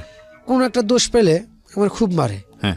মানে এটা মায়ের কি, মানে গরুর মতন মায়, গরুরও এরকম মারে না আর কি। হুম। মায়ের একদম শরীর মল কালো বানায় ফেলায়, হুম। শরীর জখম একদম এরকম মারে। মারার পরে না লেখাপড়া করি, ওখানেও লজিং ঠিক করে দেয়, আমার খুব ভালো একটা লজিং ঠিক করে দেয়, হুম। একদম বাসার কাছে, পড়াইতে হয় না। সবাই ওরা শিক্ষিত ছিল, বড় বড় ছেলে দুইটা ছিল, সবাই শিক্ষিত। আবার 2টা মেয়ে ছিল, 3টা মেয়ে ছিল, শিক্ষিত সবাই। আমার হুজুর হুজুর করে রাখতো, আমার খুব সম্মান করতো, আর ওখানে ভালো মন্দ খাবার দিত আমার। হুম। পরে এই মায়ের টাইরে আমার আর ভাল লাগে না, অস্বাভাবিক কিছু মারে অল্প কিছু ভুলের কারণে। তো একদিন আমারে বাড়ির ছুটিতে যাই, সেখানে আমার মামাতো ভাইও যায়, মানে আমার হুজুর যেটা বর্তমান হুজুর, মামাতো ভাইও যায়। তো আমার মামাতো ভাই ছোট একটা ছিল, ওর সঙ্গে আমি খেলাধুলা করতেছি। তো ওরা কি জানি এক পর্যায়ে করি আমি, ঠিক আছে। তারপরে আমার মামাতো ভাই আমারে বাইর হয়ে একটা লাঠি দিয়া আমার এই মামার বাড়ির সামনে একটা ছোট রাস্তা আছে, ওই রাস্তার মধ্যে ইচ্ছা মতন মারে, আমার গরুর মতন মারে, মোটা একটা লাঠি দিয়া। সে মায়ের কি, মানে এটা মানে মানুষরা এভাবে মারে না আর কি, একটা চুরও এভাবে মারে না, ঠিক আছে। আমার মামাতো ভাই শুধু চিল্লান দেয়, ছোটটা চিল্লান দেওয়ার কারণে আমার এই পরিমাণ মারে যে একটা, মানে চুরি করলে যে মারে এইভাবে মারে না আর কি। মায়ের দেওয়ার পরে গ্রামের লোকজন আশেপাশে বাড়ি ছিল সবাই পালা হয়ে গেছে মায়ের দিকে। আর একটা কথাই বলে যে নানিটা মারা যাওয়ার পরে ছেলেটার এই অবস্থা হয়ে গেল। মানে সবাই বুঝতে পারে যে আসলে এতিম হয়েছে নানি মারা যাওয়ার পর। হ্যাঁ, যে বিভিন্ন রকম কথাবার্তা বলে যে নানিটা মারা যাওয়ার পরে আমার ছেলেটা আরো বেশি ইতিম হয়ে গেছে। তাই আমি শুনি ওগুলো, আমার আর ভালো, আমি ওখানে যাবো না মাদ্রাসায়। মাদ্রাসার ছুটি শেষ হলো, আমি এবার বীরবাগের ট্রেনে, পীরগাছার ট্রেন স্টেশন থেকে বীরবাগে আমি মাদ্রাসায় লেখাপড়া করতাম আমার মামাতো ভাইয়ের কাছে। সেই ট্রেনে উঠলাম, ওই ট্রেন আবার পীরগাছার থেকে বীরবাগ হয়ে রংপুর যায় আর কি, কাউনিয়া দিয়ে রংপুর যায় আর কি। আমার কাছে 5 টাকার মতো ছিল, না 10 টাকা ছিল, মামি দিছিল, মামি খুব ভালো ছিল। তা আমি 10 টাকা ওই মাদ্রাসায় কালেকশন করতাম, ও মোট মাঠে 10 টাকা ছিল আমার কাছে আর কি, শুধু 10 টাকা। তাই আমি চিন্তা ভাবনা করি আর মাদ্রাসায় যাবো না, রংপুরে যাবো, যে রংপুরে মানুষ কত কাজ কাম করে, আমি কাজ কাম করবো, হোটেলে কাম করবো বা যেটা পারে সেটাই করবো। মাদ্রাসায় আপনি কি হাফিজি লাইনে পড়াশোনা হ্যাঁ, করতেন? হাফিজি লাইনে লেখাপড়া। আচ্ছা। 15 পাড়ার মতন মুখস্থ ছিল আমার। ওই পর্যন্ত 15 পারা মুখস্থ করে ফেলেছেন। হ্যাঁ। করার পরে আপনি সিদ্ধান্ত নিলেন এই অত্যাচারের কারণে যে না, আমার এবার খাবারের ব্যবস্থা করতে হবে, আমি কোথায় যাব? আমি রংপুরে চলে যাব, শহরের দিকে। গল্প এখানে একটু পজ নিচ্ছি প্রিয় শ্রোতা। তার মানে আজকে আমাদের এই অনুষ্ঠানে জীবন গল্পে যিনি আছেন তিনি 15 পারা কোরআনের হাফেজ। আমি জানি না পরবর্তীতে উনি কন্টিনিউ করতে পেরেছেন কিনা বা উনি চর্চা করেছেন কিনা, কারণ আমি যতদূর জানি যে কোরআনের হাফেজ হলে সেটা কন্টিনিউয়াসলি চর্চার মধ্যে রাখতে হয়, নইলে ভুলে যায় একটা সময়। ঘুমানোর জন্য 5 টাকা নিত পার্টির মধ্যে, বালিশ টালিশ আর দিত না। আচ্ছা। ঠিক আছে, তে আমি তো খাই নাই, আমি কই যে আমি খাবো, তে আমার কাছে তো 5 টাকা আছে। তে যে পাটিয়ালা বললো কি যে তুমি এক কাজ করো, তুমি ওই হোটেলে যা বলো, 5 টাকা দিয়ে বলো যে আমার কথা বলো, যে পাটিয়ালা খাওয়াইতে গেছে, তাহলে ভালো করে খাওয়াই দিবে। আচ্ছা। তে 5 টাকা যা আসলো 5 টাকাও দিয়ে দিলাম ওই পাটিয়ালারে, ওই হোটেলওয়ালারে দিয়া রাত্রেবেলা খাইলাম, খায়া শুইলাম। আমি কইলাম তখন একটু একটু ঠান্ডা ছিল আবার, ঠিক আছে। আমি বললাম যে খেতা দিবেন না, খেতা দেবো। খেতা মেতা দিল না, রাত্রেবেলা ওই খালি পাটিতে বালিশ ছাড়াই ঘুমাইলাম প্রথম, ঠিক আছে। তো ঘুমাইলাম, সকালবেলা ঘুমের থেকে উঠলাম, এখন আবার খাইতে হবে। আমার চিন্তা কাজকর্ম করেই খাবো আমি। তে ওই একদম স্টেশনের সামনেই একটা ডাস্টবিন ছিল, ডাস্টবিনের সাইডে মেম্বারের ভাই একটা ছোট একটা হোটেল দিছিল আর কি, আচ্ছা। ভাড়া দিত হোটেলটা। আচ্ছা। তে ছোট্ট একটা হোটেল, রুটি বানাইতো আর ভাত ব্যস্ত, রুটি ব্যস্ত আর ভাত, এটাই। তাই আমি ওখানে যা বলি যে কাজের লোক লাগবে। ও সরি, এর আগে আমি করি কি, ওই মাদ্রাসার যে পোশাক আশাকগুলো ছিল ওগুলো আমি একটা ব্যাগ পলিথিনের মধ্যে একটা বাসায় কয়া থুয়ে আসি, যে আমি কয়েকদিন পরে এসে নিয়ে যাব, ঠিক আছে। মাদ্রাসার পোশাক দেখলে কেউ কাজে নেবে না, জি। তো সেই ক্ষেত্রে আমি ওই থুয়ে আসা পরে আমি বলি যে এরকম ব্যাপার, কাজের লোক লাগবে। কয় লাগবো, কি কাম পারো? আমি যা কাম দিবেন তাই পারবো, ঠিক আছে। পরে উজিরের দোকান ছিল ওইটা, ওই দোকানে উজিরে চালাইতো। পরে আমি দোকানে জয়েন করলাম, দিন 15 টাকা হাজিরা। আচ্ছা। 15 টাকা হাজিরা, আর হইলো খাওয়ান দাওয়ান সব দিবে। তা আল্লাহর রহমত ভালোই, কিন্তু কোহেনে একটা জিনিস ছিল কি, ওই রান্না বান্না যাই হতো ওই কয়েল খড়িতে আর কি, মানে আমাদের দেশে রংপুরে কয়েল খুঁড়ে কয় গোল গোল, ঠিক আছে, ধানের তুষ দিয়ে গুঁড়া দিয়ে বানানো, যেটা বানানো হয়, ঠিক আছে। কিন্তু এটা খুব কালি হয়, ওই দোকানটাই একদম কালি। আচ্ছা। ঠিক আছে, আমার মানে আমি তো মোটামুটি ফর্সা মানুষ, ওই কাজ কাম করতে গোসল করার জায়গা নেই, টয়লেট করার জায়গা নেই ওখানে। আবার গোসল করতে হলে প্রায় ওই রংপুর স্টেশন ছাইরা প্রায় 1 কিলোমিটারের মতন দূরত্ব, আর বেশি হবে, জি। একটা ফার্ম আছে একটা, জি। ওই ফার্মের মাঝখানে একটা পুকুর আছে, ওখানে গোসল করার জায়গা আর কি। তে ওখানে গোসল করতে যাই, আমার শরীরের এমন কন্ডিশন, শরীর পুরো একদম কালি, পুরো শরীরে জামা কাপড় যা আছে সব কালি। তে আমি ওখানে প্রায় 3-4 মাস আমি একটানা কাজ করি, 3-4 মাস একটানা কাজ করি ওখানে, আমার পুরো শরীর মানে কালি কালি হয়ে গেছে আর কি। পর 3-4 মাস পরে আমার নানা কেমনে জানি খবর, আমি নিখোঁজ, হারাই গেছি পুরো বাড়ির থেকে। মা তেমন তো ওখান থেকে কান্নাকাটি করে আল্লাহর কাছে দোয়া, শুনছি যে দোয়া প্রার্থনা করে আল্লাহর কাছে, যেখানে থাকুক ভালো থাকুক জানি, এই পর্যন্তই, খোঁজাখুঁজি নাই। তো কেমনে জানি নানা খোঁজ পাইছে, আমি রংপুর স্টেশনে ওখানে আসি, ঠিক আছে। পরে নানা একদিন আসে, আইসা আমি ওই টাইমে করি কি, ওই মানে হোটেলটা যে জায়গায় দেওয়া ওই জায়গায় মানে বৃষ্টি বাদল একটু হয়তো তখন, মানে পানিগুলা সরাই দিতেছি হোটেলের সামনে থেকে ঝাড়ু দিয়ে। আর আমার শরীরের এমনই একটা কন্ডিশন, মানে পুরা কালি শরীরটা, আমি ওই অবস্থায় চলাফেরা করি, ওই অবস্থায় খাবার দাবার দেই, ওই অবস্থায় কাজ কাম করি।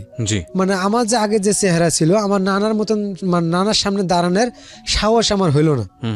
পরে নানারে আমি এক পলক দেখছি, নানা আমার এক পলক দেখছে, দেখে আমি নানারে দেখে দৌড়। পরে নানা অনেক ওখানে জিজ্ঞাসাকাশ করলো, কইরা নানা আবার প্রায় 18 কিলোমিটার কি 19 কিলোমিটার হবে এই পীরগাছা থেকে রংপুর, নানা হাইটে আইছে, নানার কাছেও কোনো টাকা ছিল না। তাই আমারও এখানে আবার ওই বিবেকে মানে আমি ওখানে ইয়া ছিল না যে আমি কিছু টাকা দিয়ে দেবো বা ইয়া করব, ঠিক আছে, আমার এসব কোনো ছিল না। আমি মানে ভয়ে একটা অস্থির যে আমি ছিলাম কি আর হয়েছি কি। পরে নানা অনেকক্ষণ থাইকা আবার নানা চলে যায়, চলে যাওয়ার পরে আমি ওখানেই কাজকর্ম করি। আর আমি তখন দিন ডিউটি করতাম, রাত্রে একজনই থাকতো হোটেলের মধ্যে, আগে দিনে 3-4 ম্যানেজার, মানে হোটেলের মালিক থাকতো, হোটেলের উজির ভাইয়ের মা থাকতো, বাপ থাকতো, রান্না বান্না করতো হোটেলে, রাত্রেবেলা একজনই যথেষ্ট, জি, খাবার দাবার দিত, রুটি বানাতে একজনই যথেষ্ট। তো আমি নতুন তো, দিনের বেলায় আমি কাজ করতাম।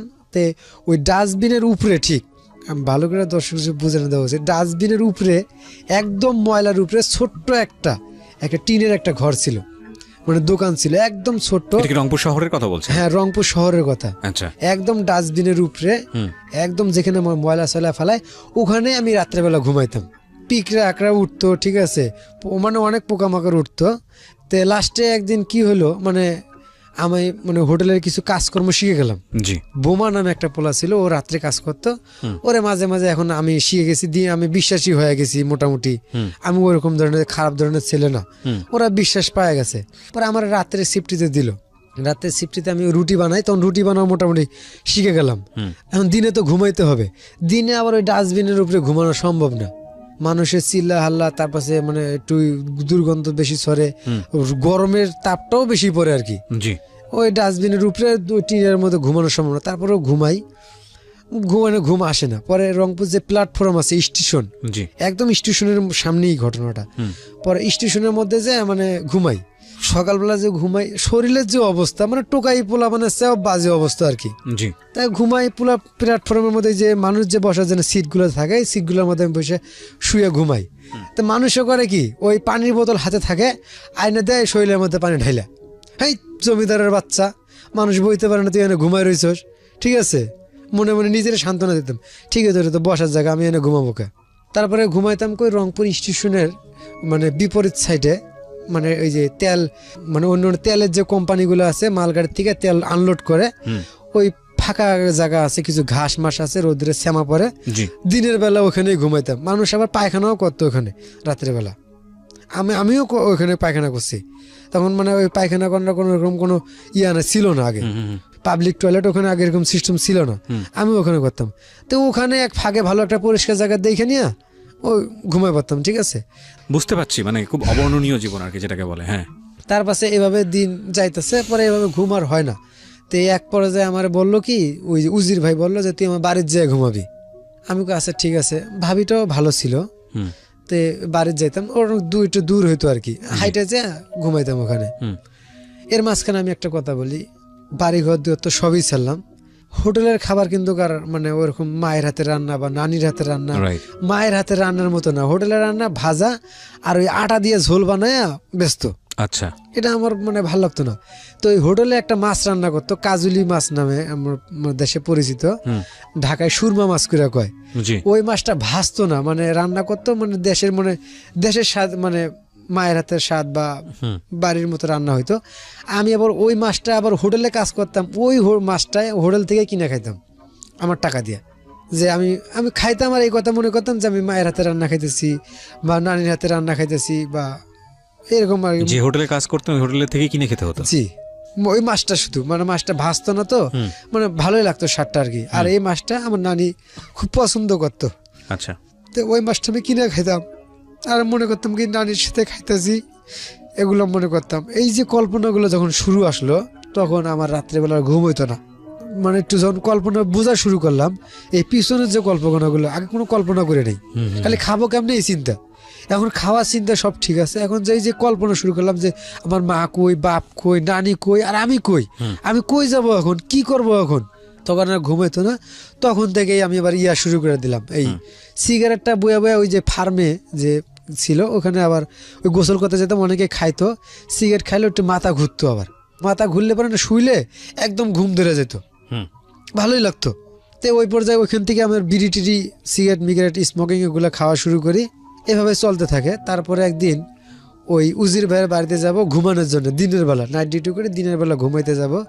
তে আমার ওই যে কাগজ চোপড়গুলো ছিল এগুলো ইয়ার মধ্যে ছিল, ওই ডাস্টবিনের উপরে যে দোকানটা, একদম ডাস্টবিন কিন্তু ডাস্টবিনের ময়লা দিয়ে ভরা, তো ওখানে ওই দোকানটা ছিল, ওইটার উপরে মানে আমরা থাকতাম, কাগজ চোপড় ছিল। তো আমি কাগজ চোপড় নিয়ে কাগজ চোপড়ের কাপড় একটা চেঞ্জ করে আমি আবার গেছি উজির ভাইয়ের বারাসার দিকে যাব, ওইখানে যাই ঘুমাবো, গোসলটা করে একটা গামছা করে গোসল করে ঘুমাবো। তো যাওয়ার সময় ওই আমার প্যান্টের মধ্যে এমন মানে আমরা আপনার চিনেন না তা জানেন না, মানে চামুকুন যাকে বলে। এটা কি জিনিস? চামুকুন মানুষের শরীরের মধ্যে হয়, গরুর শরীরের মধ্যে হয় একটা উকুন টাইপের আর কি। ঠিক আছে, মানে অনেক বড় একটা দলা, মানে লক্ষ লক্ষ। আপনার শরীরে উকুন? হ্যাঁ, আর প্যান্টের মধ্যে মানে কিভাবে জানি জন্ম নেয়, ওই ডাস্টবিনের উপর থেকে প্যান্টের উপরে আসে লক্ষ লক্ষ। তা আমি এক পর্যায়ে যাইতাছি, যাওয়ার পথে ওই প্যান্টটা পড়ছি, তো আমার শরীর মানে চুলকায় শেষ, পুরো শরীর আমার করে ধরছে এই চামুকুনটা আর কি। তো এক পর্যায়ে আমি টিকতে পারলাম না যে কি এদিকে আমার নিচের দিকে চুলকাইতেছে বেশি, যে কি আমার দেখতে হবে।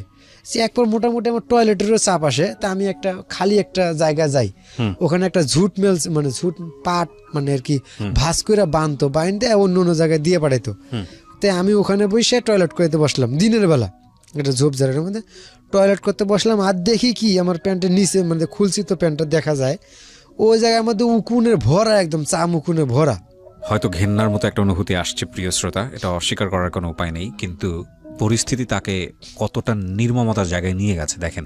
এরকম মানুষ বিরল না, আমাদের ঢাকা শহরে অনেক মানুষ আছে ডাস্টবিনের পাশে পড়ে থাকে। আমরা এই যে অনুষ্ঠান শুনে কালকে যখন রাস্তায় হাঁটা শুরু করবো আমাদের চারপাশেই পড়বে, আমাদের ভিতরে কোনো অনুভূতি জাগে না। বিলিভ মি ওয়ান থিং, মানে আমার কাছে মনে হয় যে আমরা আসলে কোন একটা জড়তার মধ্যে থাকি। একটু যদি মনটা নরম করি, যদি ভাবি যে আল্লাহ তো আমাকে ওই জায়গাটাও রাখতে পারতো, ও আজকে যে জায়গাটায় আছে সেখানে তো আমিও থাকতে পারতাম। কিংবা যে ছোট বাচ্চাটা আপনার কাছে হাত পাততেছে, কি এমন হবে ওকে যদি আপনি 100 টাকা পকেট থেকে বের করে দেন, আপনি গরিব হয়ে যাবেন? আপনার তো অনেক আছে। কি এমন হবে যদি আপনি ওকে একটা ভালো কিছু একটা কিনে দেন? আপনার ওই সময়টা মনে হতে পারে আরে ওরা তো ব্যবসা করে, এরা তো পয়সা টয়সা নিয়ে বাড়ি থেকে বাড়ি করতেছে, গাড়ি করতেছে। আজ পর্যন্ত মানুষের কাছে হাত পেতে কেউ কোটিপতি হয়েছে?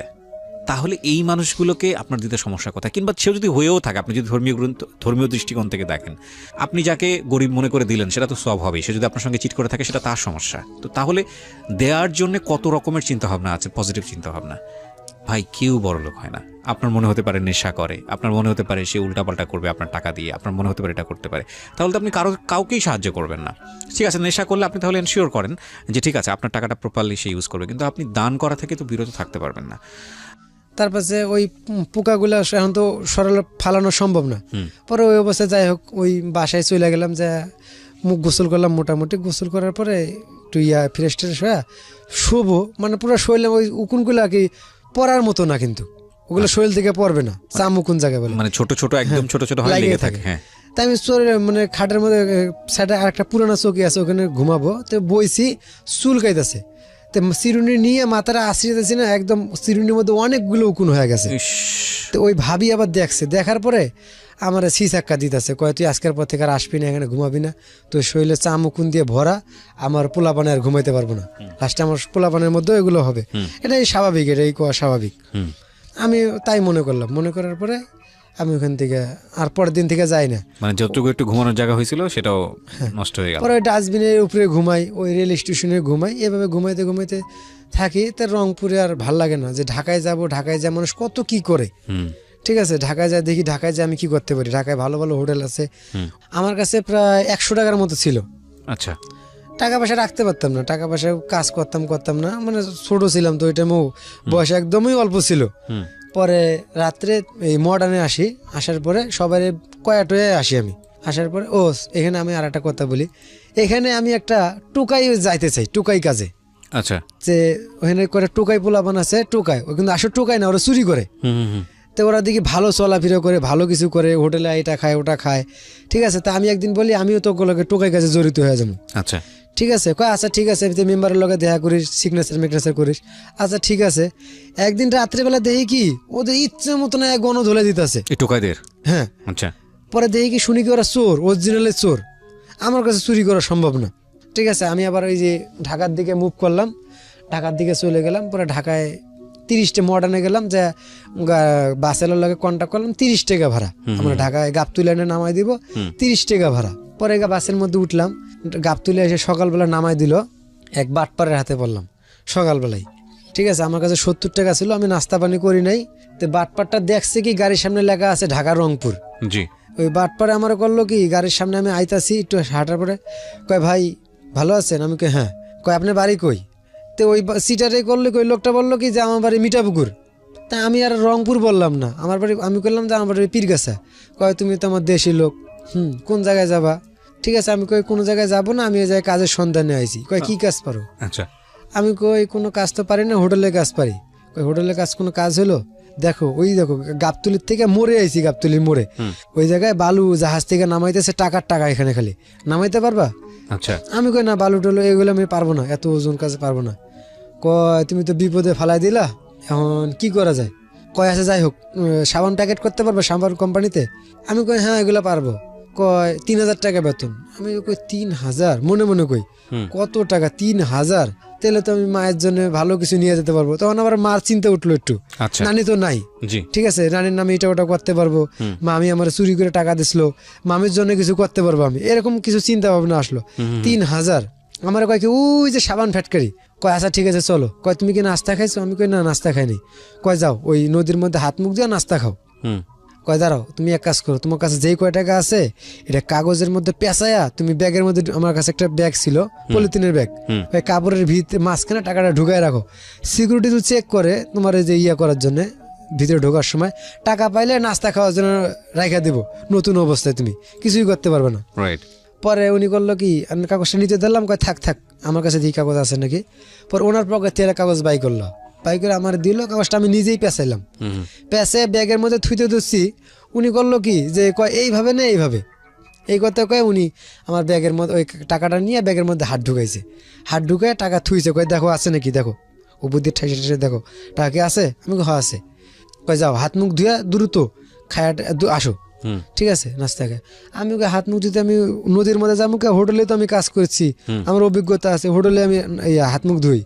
পরে হোটেলে যাওয়ার আগে ওই টাকাটা বাইর করি, আবার টাকাটা ব্যাগে ঢুকেলাম, খাইতে হলে তো টাকা বাই করতে হবে, ঠিক আছে। ওকে চালু আসবে কিন্তু। পরে কিছু দূর যায় টাকাটা বাই করি, বাই করে দেয় কি প্রায় 1 ফিটের মতন একটা লম্বা একটা পেপার, আলটিমেটলি টাকাটা নাই, মেরে দিয়েছে, ঠিক আছে। তাই আমারও কষ্ট লাগলো না ওই টাইম আর কি। কেন কষ্ট লাগলো না? ওই চিটার, ঠিক আছে, মানে কষ্ট লাগলো না, আবার কষ্ট, আমি কিন্তু খাই নাই কিন্তু সকালে একদম না খাওয়া। পরে টাকাটা মনে করেন ওই বেরিবান্ধের উপরে বাতাসের মধ্যে ধৈর্য কইলাম, হাই রে ঢাকা শহর রে, ঠিক আছে, এই কথা কয়া কাগজটা ওখানে ফালাই দিলাম। ফালাই দিয়ে এখন নাস্তা খাওয়া বন্ধ, হাত মুখ ধোয়া বন্ধ। আমি এখন ঢাকা শহরের দিকে যাব, তাই আমি হেমায়তপুরের দিকে রওনা দিছি, যে এদিকেই মনে ঢাকা, পকেটে কোনো পয়সা নাই, পকেটে কোনো পয়সা নেই। তে আমিনবাজার ব্রিজটা পার হইলাম, যতই পার হই যত হাঁটতাছি শুধু দেখি শুধু গাড়ি চলে, রাস্তার দুই সাইডে একদম ফাঁকা, কোনো কিছুই নাই। আর তখন আমার মাথার ব্রেনটা কাজ করলো, ঢাকা শহর আবার এরকম হবে কেন? তো এটা কিন্তু 2000 ওই ফখরুদ্দিন আসার আগে, তত্ত্বাবধায়ক সরকারের আগে, হ্যাঁ ফখরুদ্দিন ইয়াজউদ্দিন তারও আসার আগে এই ঘটনাগুলা। যাওয়ার পরে আবার উল্টা ব্যাগ করতেছে, না এদিকে ঢাকা হইব না, ঢাকার ওইদিকেই হবে। পরে আবার ব্যাগ করতেছি, খিদাও মোটামুটি লাগতেছে। তো আমিনবাজার ব্রিজের উপরে যে সময় আইছি ওই সময় দেখি কি মানুষ জাহাজ থেকে ওই পাথর নামাইতেছে। তা আমি ওখানে গেলাম, যে বললাম আঙ্কেল কাজের লোক লাগবে, বয় যে ওখানে বলো। বললাম হ্যাঁ পারবা, বালু নামাইতে গল্প করে দিব, সমস্যা নেই। পরে 5-6 টুকরি জাহাজ থেকে উঠাইছি বা পাথর, উঠানোর পরে সবাই দম নেয়, আমি একটু দম নিলাম। পরে এরকম 2-3 বার করি, আমি কিন্তু না খাওয়া। ওই রাত্রেবেলা বিকেলবেলা খাইছি, সারাদিন খাইনি। দুপুর টাইম হয়ে গেছে প্রায়, ওই দুপুরের টাইমের ওদিকে সবাই মানে রেস্ট নিতেছে খাওয়া দাওয়া করে, আমিও রেস্ট নিতে নিতে প্রায় 14 টুকরি না 15 টুকরি নামাইছি আমি পাথর। নামানোর পরে পুরা ক্লান্ত হয়ে পড়ছি আমি। ক্লান্ত হওয়ার পরে আমি ওই পাথরের উপরে মানে সাইড ব্রিজের নিচে পাথরের উপরে আমি একটা ঘুম দিই। এক ঘুমে সন্ধ্যা 6টা বাজে যায়। এই টাকা টুকা সব দেওয়া শেষ আর কি, লেবার করে। আমার 6 টুকরির দাম ওই 13-14 টুকরির দাম 10-15 টাকা আসতো আর কি। পরে আমি টাকা টুকা নিতে পারি না এই ঘুমের কারণে। পরে ওইভাবেই আবার জুতা এক জোড়া ছিল ওই জাহাজের মধ্যে ছিল, জাহাজের ভিতরে, ওটা জাহাজটা আটকায় ফেলে, জুতা মুতা নেওয়া হয় না। আমরা এখানে একটা বিরতি নিতে চাই প্রিয় শ্রোতা। আমরা জানি যে 2 ঘন্টা ধরে আপনারা ওর জীবন গল্পের কষ্ট শুনতে শুনতে অনেকেই হাঁপিয়ে উঠেছেন, কিন্তু এটা ঠিক মাত্র 2 ঘন্টা। ওর জীবনে কিন্তু সেটা বছরের পর বছর জুড়ে ছিল। কেমন আছে আজকের মামুন এই লম্বা বিরতিতে? কত বছর বয়স জন্য বলছিলেন আপনি? আমি সবকিছু মোটামুটি পারি, ঠিক আছে, খাওয়া দাওয়া দেওয়া, তারপরে গ্লাস মিলাস ধোয়া, থাল বাসন ধোয়া পারি, ঠিক আছে। তারপর ওখানে বললো হ্যাঁ লাগবো, মানে 2-3 গ্লাস পানি আমি দিছি। দেওয়ার পরে কইলাম ভাই আমার খুব খিদা লাগছে, আমরা খাইতে দেন। পরে আমার রুটি খাইতে দিল, তন্দুর রুটি। পরে রুটি খাইলাম, পরে কিছুক্ষণ পর আবার ভাত দিল, ভাত খাইলাম, কয়েক ঘুমাও, কালকে সকাল থেকে তোমার ডিউটি। পরে ঘুমাইলাম, এখানে গাবতলি কিছুদিন ডিউটি করলাম, ওই হোটেলে ডিউটি করলাম। আমার মামা একটা কইছিল যে হোটেল যারা ধোয় এরা ভালো না, হোটেলে যারা কাজ করে এরা ভালো না, আমার হোটেলের কাজটা ছাড়তে হবে মূলত, এই আমার একটা চিন্তা ভাবনা মাথায় ছিল। তারপরে আমি এটা ছেড়ে দিয়ে আবার গাবতলি দ্বীপনগরের দিকে চলে গেলাম। আমার অনেক লম্বা ঘটনা এখানে, আমি ছোট করেই বলতেছি। দ্বীপনগরে যায়, ওখানে একটা চার দোকানে মানে একটা পরিচয় আমার মানে দেখে ওখানে ইয়া হয়ে গেল, এক লোকের পছন্দ হয়ে গেল চার দোকানে। তো ওখানে চার দোকানদারি করতেছি, দোকান ভালোই চলতেছে। ওই চার দোকানদার একটু ফটকেটে বেচছিল আর কি, জুয়া টুয়া খেলতো, অন্য নেশা করতো বা সন্ত্রাসীর সাথে হাত ছিল তার চিন্তা ভাবনা ছিল কি আমি জানি না, এখানে বলা যাবে কি যাবে না। তো সন্ত্রাসীর সাথে হাত ছিল তার, একটা ওই শর্ট গান যাকে বলে, ওগুলা সন্ত্রাসীগুলো পাইলে ওগুলো 2 লক্ষ 2.5 লক্ষ টাকা দাম ছিল, ওগুলো পাইলে নিয়ে চলে যাব দেশের দিকে, ঠিক আছে, ওখানে থাকবে না। তো এরকম চিন্তা ভাবনা ছিল। তো এগুলো পাইতো না, ছোট ছোট ওগুলো পাইতো, ওগুলো দোকানে থাকতো। তো আমি একদিন সিগারেট বাই করার জন্য দোকানের মানে ক্যাশের পিছনে হাত দিছি, আর আমার হাতের মধ্যে একটা ওই এসে বসছে আর কি, পিস্তল এসে বসছে। আমি ভয়ে তো অস্থির, যেটা কি। তারপরে সে কইলো ভয়ের কিছু নাই, ঠিক আছে, এটা থাকে সবসময়, ওই দিয়ে যায়, ওরা আবার নিয়ে যায়। তারপরে ওরা এটি নিয়ে গেল। আমি বললাম না, এটি দোকানে থাকলে আমি কাজ কাম করবো না, ঠিক আছে, আমি একদম না আশঙ্কা দিয়ে দিলাম। তারপরে উনি ওই শর্ট গানও কোনোদিন পাইলো না, ওই জায়গায় 5 গাড়ি পাথর চুরি করলো সে। গাড়ি আইনা গাড়ি ওই জায়গারই বললো যে পাথর অমুক জায়গায় যাবে, 5 গাড়ি পাথর চুরি করলো। সে পাথর নিয়ে টাকা পয়সা নিয়ে সব পলাই গেল। সে পলাই যাওয়ার পরে সে ওইখানে, আমি দোকানে আবার নিঃস্ব হয়ে গেলাম। পরে ওইখানে আবার লেবারি কাজ করতাম, তখন আমি মোটামুটি বয়স হয়ে গেছি, শক্তি মুক্তি হয়েছে। তারপরে আমি ওখানে কাজ কাম করতে থেকে বন্ধুদের পরিচয় হয়ে গার্মেন্টসে এক পর্যায়ে চাকরি করি। গার্মেন্টসে কাজ করতে করতে করতে করতে মোহাম্মদপুরে একটা গার্মেন্টসে চাকরি করি, একিএস গ্রুপ, ঠিক আছে। আমার ওই টাইমে একটা কথা বলি, আমি আমার শরীরের ওজন ছিল, আমার বয়স ছিল প্রায় 22-23 বছর বয়স ছিল, আর আমার শরীরের ওজন ছিল 39 কেজি ওই সময়। আমার বুকের হাড্ডি সব দেখা যেত। তো একিএস গ্রুপ ওইটা, ঠিক আছে, ওইখানে গার্মেন্টস ভাড়া ছিল, ওই গার্মেন্টসটা ভাঙ্গায় হিমায়তপুরে নিয়ে যাবে, নিজের ফ্যাক্টরি করছে। তো যেহেতু ভাঙ্গা ভাঙ্গি করবে, লোকজনের কিছু শর্ট পড়বে, অনেক লোকজন যাবে, অনেকজন যাবে না, সেই ক্ষেত্রে আমার ওখানে চাকরি নিলাম।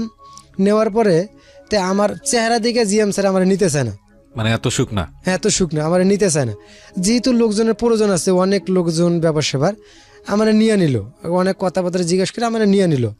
আমি ওখানে জয়েন করলাম। জয়েন করার পরে ওখানে থাকি, চাকরি বাকরি করতেছি, ভালোই চলতেছি।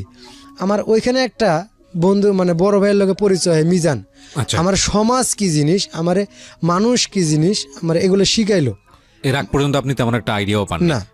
ফ্যামিলি কি জিনিস, মানে কিভাবে মানুষের লোকে চলাফেরা করতে হয়, কিভাবে কি করতে হয়, আমি কিছুই জানি না। আমি এমন একটা জগতে ছিলাম। অনেক কজন ছিল ওই জায়গায়, মামা ভাগ্নে, ঠিক আছে। জি। তে আমার তো বললাম যে এই মানে কেস গ্রুপে ঢোকার আগে আমার ওজন ছিল 39 কেজি। তো ওরা আবার শরীরের যত্ন করতো, আমি আবার শরীরের যত্ন মতো কোনো সময় করতাম না, আর ওই টাইমে কোনো কিছু বলতে বুঝতাম না। তো ওদের সঙ্গে যখন ম্যাচে থাকা শুরু করলাম, তো ওরা শরীরের যত্ন করে, ভিটামিন খায়, ক্যালসিয়ামের ট্যাবলেট খায়, পরে বিভিন্ন রকমের ভালো ভালো খাবার খায়। তখন আমি ওদের সঙ্গে থেকে থেকে আস্তে আস্তে খাওয়া শুরু করলাম। আর সেই বড় ভাইটা হলো মিজান ভাই। তাই খাওয়া শুরু করলাম, আল্লাহর রহমতে আস্তে আস্তে মনে করেন আমার শরীর ফেরা শুরু হলো। আর ভালো টাকা বেতন পাইতেছি, তখন প্রায় 5-6 হাজার টাকা করে বেতন মাসে পাইতেছি, 6,000-7,000 এরকম বেতন পাইতেছি, ভালো চলতেছি, ভালো পোশাক আশাক। তখন আবার অ্যান্ড্রয়েড ফোন বাড়াইলো, তখন আমি অ্যান্ড্রয়েড ফোনও কিনলাম একটা। আচ্ছা। ঠিক আছে, তখন নিজের খুব ভালোই লাগে। তখন মানে এদিক সেদিক থেকে 2-1টা প্রেমের অফার পাই, আবার দেই, মানে প্রেমের দিকে আস্তে আস্তে মনে করেন চলে গেলাম। তখন একটা মেয়ে আমার খুব পছন্দ হয়, মানে মেয়েটা পছন্দ হয়, আসলে ওরে আমার পছন্দ হয়। ও মানে চোখে দেখি, শুধু কথাবার্তা বলি না। মানে একই জায়গায় কাজ করতেন? হ্যাঁ, একই জায়গায় কাজ করি। ও 3 তলায় করে, আমি 4 তলায় করি। এক পর্যায়ে শুধু সিঁড়ির মধ্যে দেখা, ওর মানে লাঞ্চের সময় ছেলেদের সিঁড়ি দিয়ে উঠতো, তাই আমি নামতাম। তা আমি একটু পরেই নামতাম, আর ও একটু পরেই উঠতো, শুধু চোখে চোখ পড়ার জন্য। আচ্ছা। এক কথা দুই কথায় ভালো আমি ওই টাইমে মানে মডেলিং, কাপড় চোপড় দিয়ে মানে ভালো ফ্যাশন শুরু করে দিলাম আর কি। আর ও আমার পছন্দ করা শুরু করলো। আচ্ছা। এক পর্যায়ে ওর জন্য ছুটি হয়, ও একটু পরে বাইর হয়, আমি খুব দ্রুত বাইর হই। বাইর হয়ে মনে করেন বাসায় যেয়ে ফ্রেশ ট্রেশ হয়ে লুঙ্গি পরি, সাদা গেঞ্জি গায়ে দেই, মাথায় গামছা বাঁধে, বড় ফোন নিয়ে রাস্তার মধ্যে দাঁড়ায় মোবাইল টিভি, শুধু ওর জন্যই। এক পর্যায়ে ও শুধু মুচকি হাসিটুকু দেয়, এইটুকুই। এক পর্যায়ে মনে করেন ওই রাস্তার মধ্যে একদিন নাম্বার নেওয়া হয়। নাম্বার নেওয়ার পরে ও নিজে থেকেই নাম্বার দেয়। পরে কথাবার্তা বলতে বলতে মানে খুব দ্রুত আর কি মানে প্রেম হয়ে যায়। কি নাম ছিল মেয়েটার? মেয়েটার নাম ছিল সাথী। সাথী, ওকে। আর ওর দেশের বাড়ি খুলনা, বাগেরহাট। আচ্ছা, ও কি সবকিছু জানতো আপনার লাভ হওয়ার আগে? আপনার কি অবস্থা? না, এগুলো কিছুই জানতো না। আচ্ছা। আর এগুলো আমি বলার সুযোগটাও পাই নাই, এর মধ্যেই বিয়ে হয়ে যায়। বিয়েটা খুব দ্রুত হয়ে যায় আসলে। মানে আমার ওরা দেখছে আমার শরীরের খুব ভালো, মনে হচ্ছে বংশ বড় তাও খুব ভালো, এগুলো জানতো না কিছু। এর আগে আমি একটা কথা বলি, যে তার আগে রোজার ঈদ ছিল, মানে কোরবানি ঈদে আমি বিয়ে করছি। আমি এখন বিয়ের দিকেই যাব, যে কোরবানিতে বিয়ে করছি, আর রোজার ঈদে আমি আমার দেশের বাড়িতে গেছিলাম অনেক দিন পর, প্রায় 5-6 বছর মতন, তার বেশি হবো। এতদিন পর আমি দেশের বাড়িতে গেছিলাম। যাই, যেহেতু বড় হয়েছি এখন, ফোনের যুগ, যে আমার বাপের নাম দেখা করলাম, তার নাম্বারটা নিলাম আমি। নেওয়ার পরে ঢাকায় চলে আসলাম। বাড়িতে থাকার আমার কোনো পজিশন নেই, কোনো জায়গায় কোনো দাঁড়াবো যে এরকম মনে পজিশন নেই। মানে এক কথা আমার কোনো দেশের বাড়ি নাই। আমি মানে এখন যাকে বলে রোহিঙ্গা আর কি, এরকম সিস্টেম আর কি। আচ্ছা। তো নাম্বারটা নিয়ে ঢাকায় আসার পরে এটা হলো রোজার ঈদের ঘটনা। কোরবানি ঈদে পরে এক পর্যায়ে আমি আবার, আমার তো দেশের বাড়ি নেই, আমি কোনো ঈদেতে দেশে যাই না। আমার দেশের বাড়ি থাকলে তো আমি যাব, আমি ঢাকায় থাকি। তো এক পর্যায়ে ওর সাথে প্রেম হয়ে যায়। তে ও দেশে চলে যায়, আমি ও দেশ যাওয়ার সময় আমি হেল্প করি, গাড়ির মধ্যে উঠাই দেই, ঠিক আছে, ফুল টুল কিছু খাবার কিনা দেই, ঠিক আছে, গাড়িতে উঠানো যাওয়ার জন্য। ও ঢাকায় থাকে, ওর ফুপুর কাছে থাকতো, ওর মা বাপ দেশে থাকতো। তো উঠাই দেওয়ার পরে আমি ওর সঙ্গে ফোনে কথা কই, ভালো ফোনে কথা কই, ওর আমি ভালো পড়াই ফেলছি আর কি। এক পর্যায়ে ওরা পাগল বানাই ফেলাইছি, মানে আমার কথা দিয়ে আর কি। কথা বলতে বলতে ওর মা একদিন শুনতে পারে। আচ্ছা, ঠিক আছে, ওর মার সঙ্গে বাজারে যেতেছে ভ্যানে করে। তাই আমি ফোন দিছি, কয় কে ফোন দিছে, কয় এরকম এরকম ব্যাপার, আমি একটা ছেলের সাথে ফোনে কথা কই, ঠিক আছে। পরে আমার ছবিও ছিল ওর মোবাইলে 2টা, এই শার্ট, যেই শার্টটা গায়ে দেওয়া আছি, এই শার্টটাই আমি এই জন্য শার্টটা গায়ে দিয়েছি আজ থেকে 4.5 বছর আগে শার্ট। ওর ছবি ছিল। পরে ওর মা কয়, তে ছেলের সঙ্গে কথা কওয়া যাবে? কয় হ্যাঁ যাবে। পরে আন্টি কয়ে কথা বললাম, কয় তুমি দিলে আমার মেয়েকে পছন্দ করো, তাহলে আসো দেখি। আচ্ছা, ঠিক আছে। পরে আমার আর ওরকম কোনো কিছুই ছিল না, আমি নির্ভয়ে বললাম ঠিক আছে আমি আসবো। আমার কাছে টাকা পয়সা ছিল, সবকিছু ছিল। আচ্ছা বললাম, নির্ভয়ে বললাম যে ঠিক আছে আমি আসবো। কবে আসবে? ঈদের পরের দিন। তো ঈদের দিন একবার ফোন দিলাম, যে বললাম যে আন্টি আমি ওখানে যে যাবো, কি পরিচয়ে যাব? বললো তুমি আসো, আর সমস্যা নেই, এরপর দেখা যাবে। আসলে আমি ওখানে বিয়ের জন্য এত আগ্রহ হই, একটা ছোট একটা কারণ আছে। আমি এটা ছাইরে আইছি, এখন বলি, সমস্যা নেই।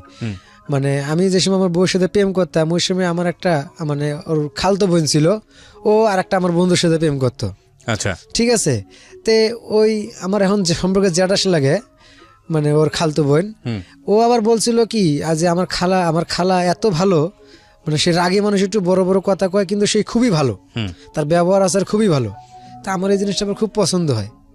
তা আমি ছোটোর থেকে যে বড় হয়েছি কোনোদিন করে সম্মান পাই নাই, মানে সম্মান কি জিনিস আমি এই জিনিসটা কারো কাছে পাই নাই, ওখানে যে প্রথম পাইছি, এই জন্য আমিও মায়াটা লেগে গেছে। জি। পরে আমার বলে যে ঠিক আছে, তুমি দিলাম আমার মেয়ের পছন্দ করো, সাথীরে পছন্দ করো, তাহলে আসো।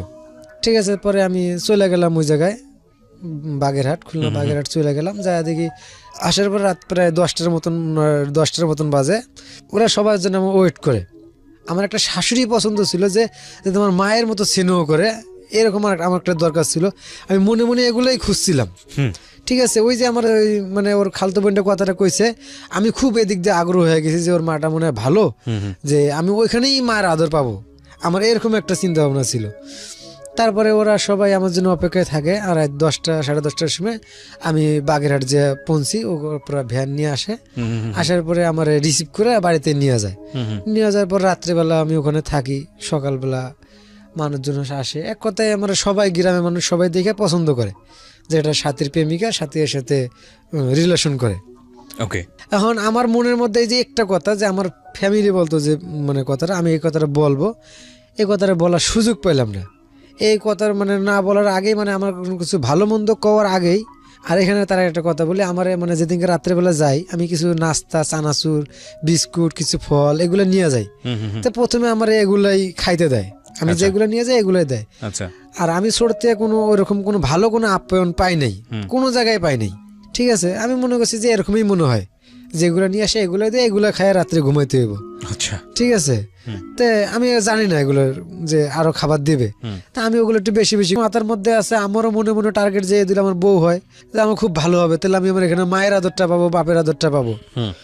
সকালবেলায় মানুষ, গ্রামের মানুষ আমার দেখতে আসে। তো ওখানে একটা বড় একটা পার্ক ছিল বাড়ির কাছে। পার্কের মালিক, ঠিক আছে, তার কেমন জানি ভাই হয়, সে মারা গেছে। সে আমার পার্কে ডাক দেয়, পার্কে যাওয়ার জন্য। পরে গেলে পরে পছন্দ করে, কয় দেখো তোমার ভালো মনে করলে বিয়ে দিয়ে দাও।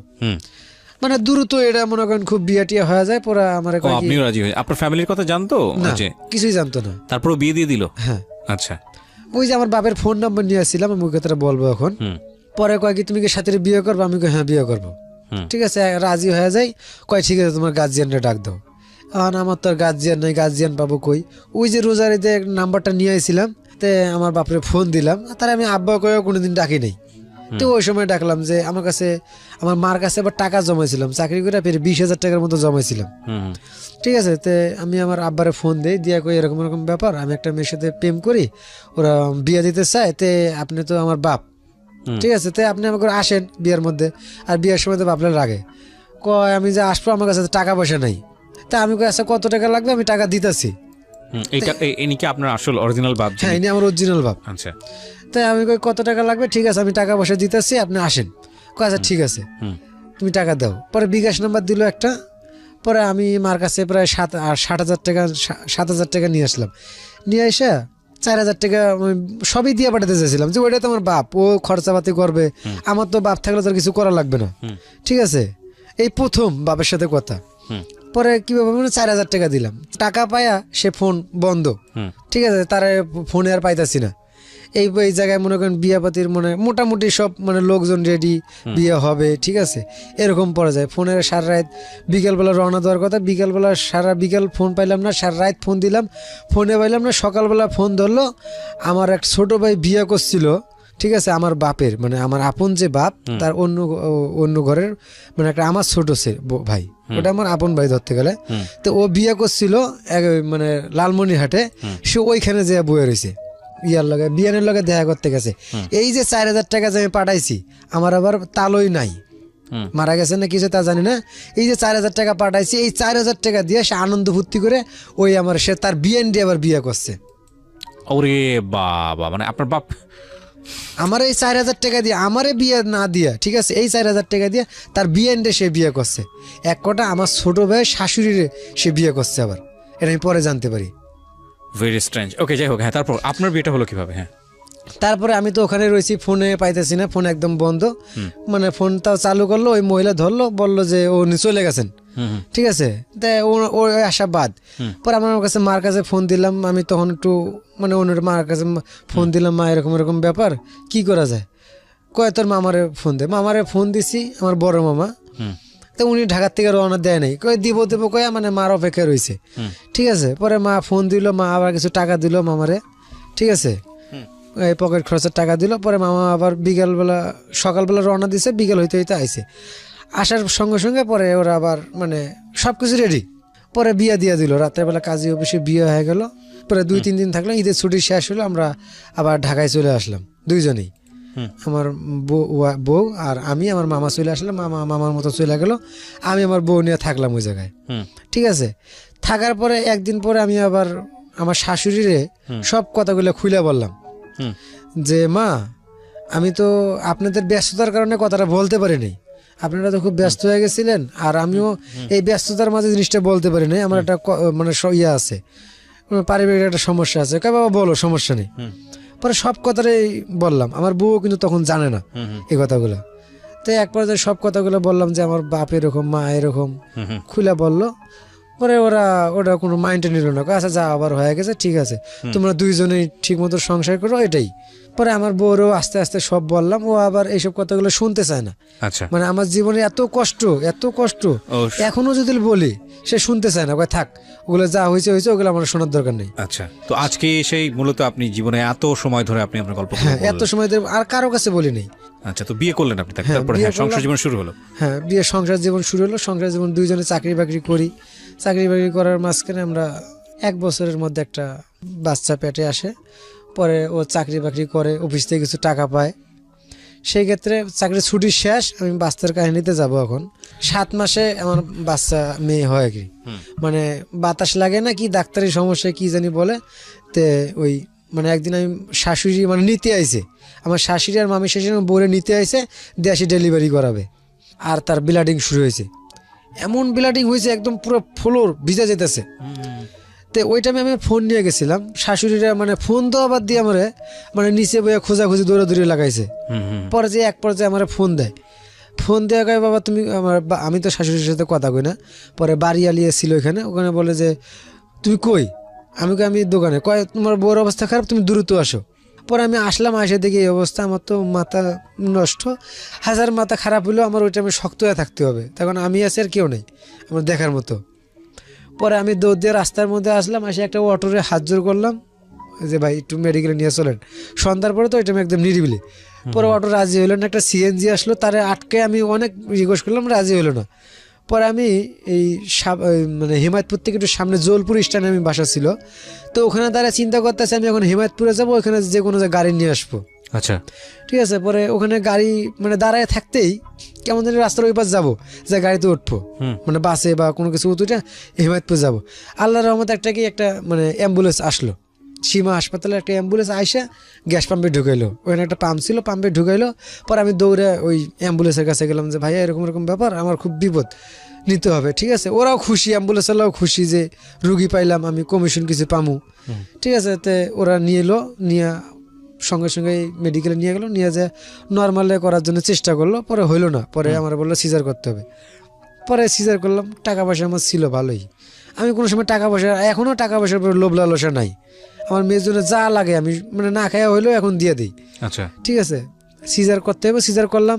রক্ত লাগবে, রক্ত মনে করেন কার কাছে পাবো, রক্ত কিনাইলাম, মানে যখন যা লাগতেছে, মনে ওর বিন্দু পরিমাণ কোনো ইয়ে করতেছি না, মানে যখন যা লাগবে তাই দিতেছি। এরপরে সিজার মিজার হইলো, বাচ্চা আমার ওজন হলো 1 কেজি 600 গ্রাম, একদমই ছোট, এটা একদমই নর্মাল, মানে অস্বাভাবিক। সেই মুহূর্তে আমার ডাক্তার বললো কি দেখো তুমি এটা শিশু হাসপাতালে নিয়ে যাও, না ঢাকা হাসপাতালে নিয়ে যাও, না এখানে ইনাম মেডিকেল হসপিটাল আছে ওখানে নিয়ে যাও। ইনামে নিয়ে গেলেই ভালো হবে, খরচা বেশি হলেও ভালো হবে। বাচ্চার বয়স কত এখন?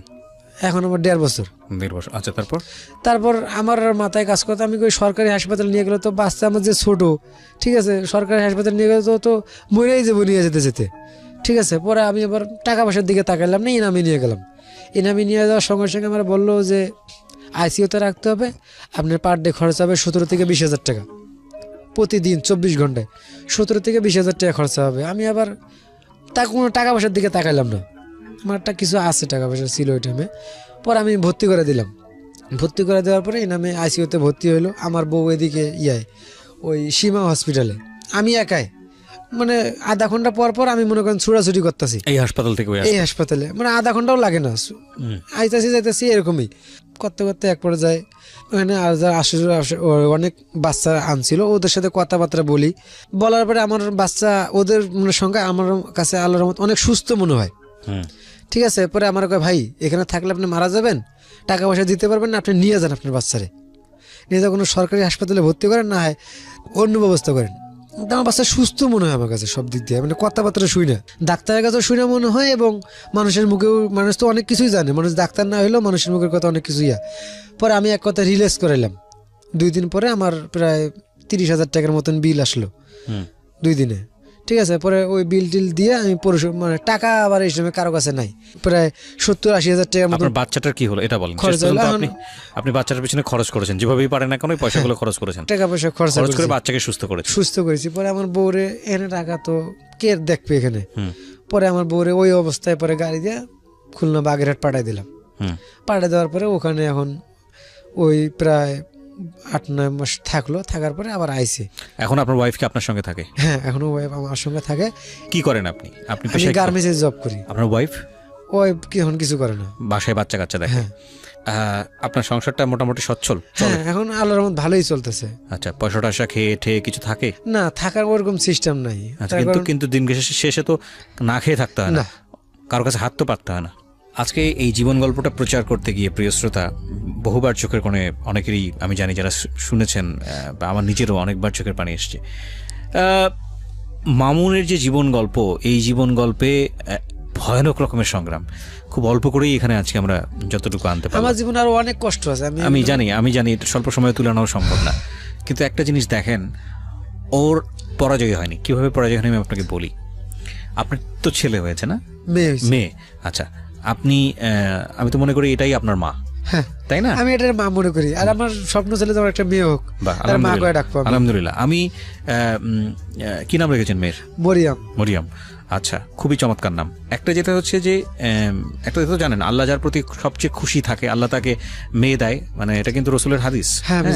এবং তাকে প্রশ্ন করা হয়েছিল যে আল্লাহ যার প্রতি সবচেয়ে খুশি থাকেন তাকে আল্লাহ কি দান করেন? প্রথমে কন্যা সন্তান, তারপরে কি দান করেন? কন্যা সন্তান, তারপরে কি দান করেন? কন্যা সন্তান। 3 বেলায় কন্যা সন্তানের কথা বলা হয়েছে। সুতরাং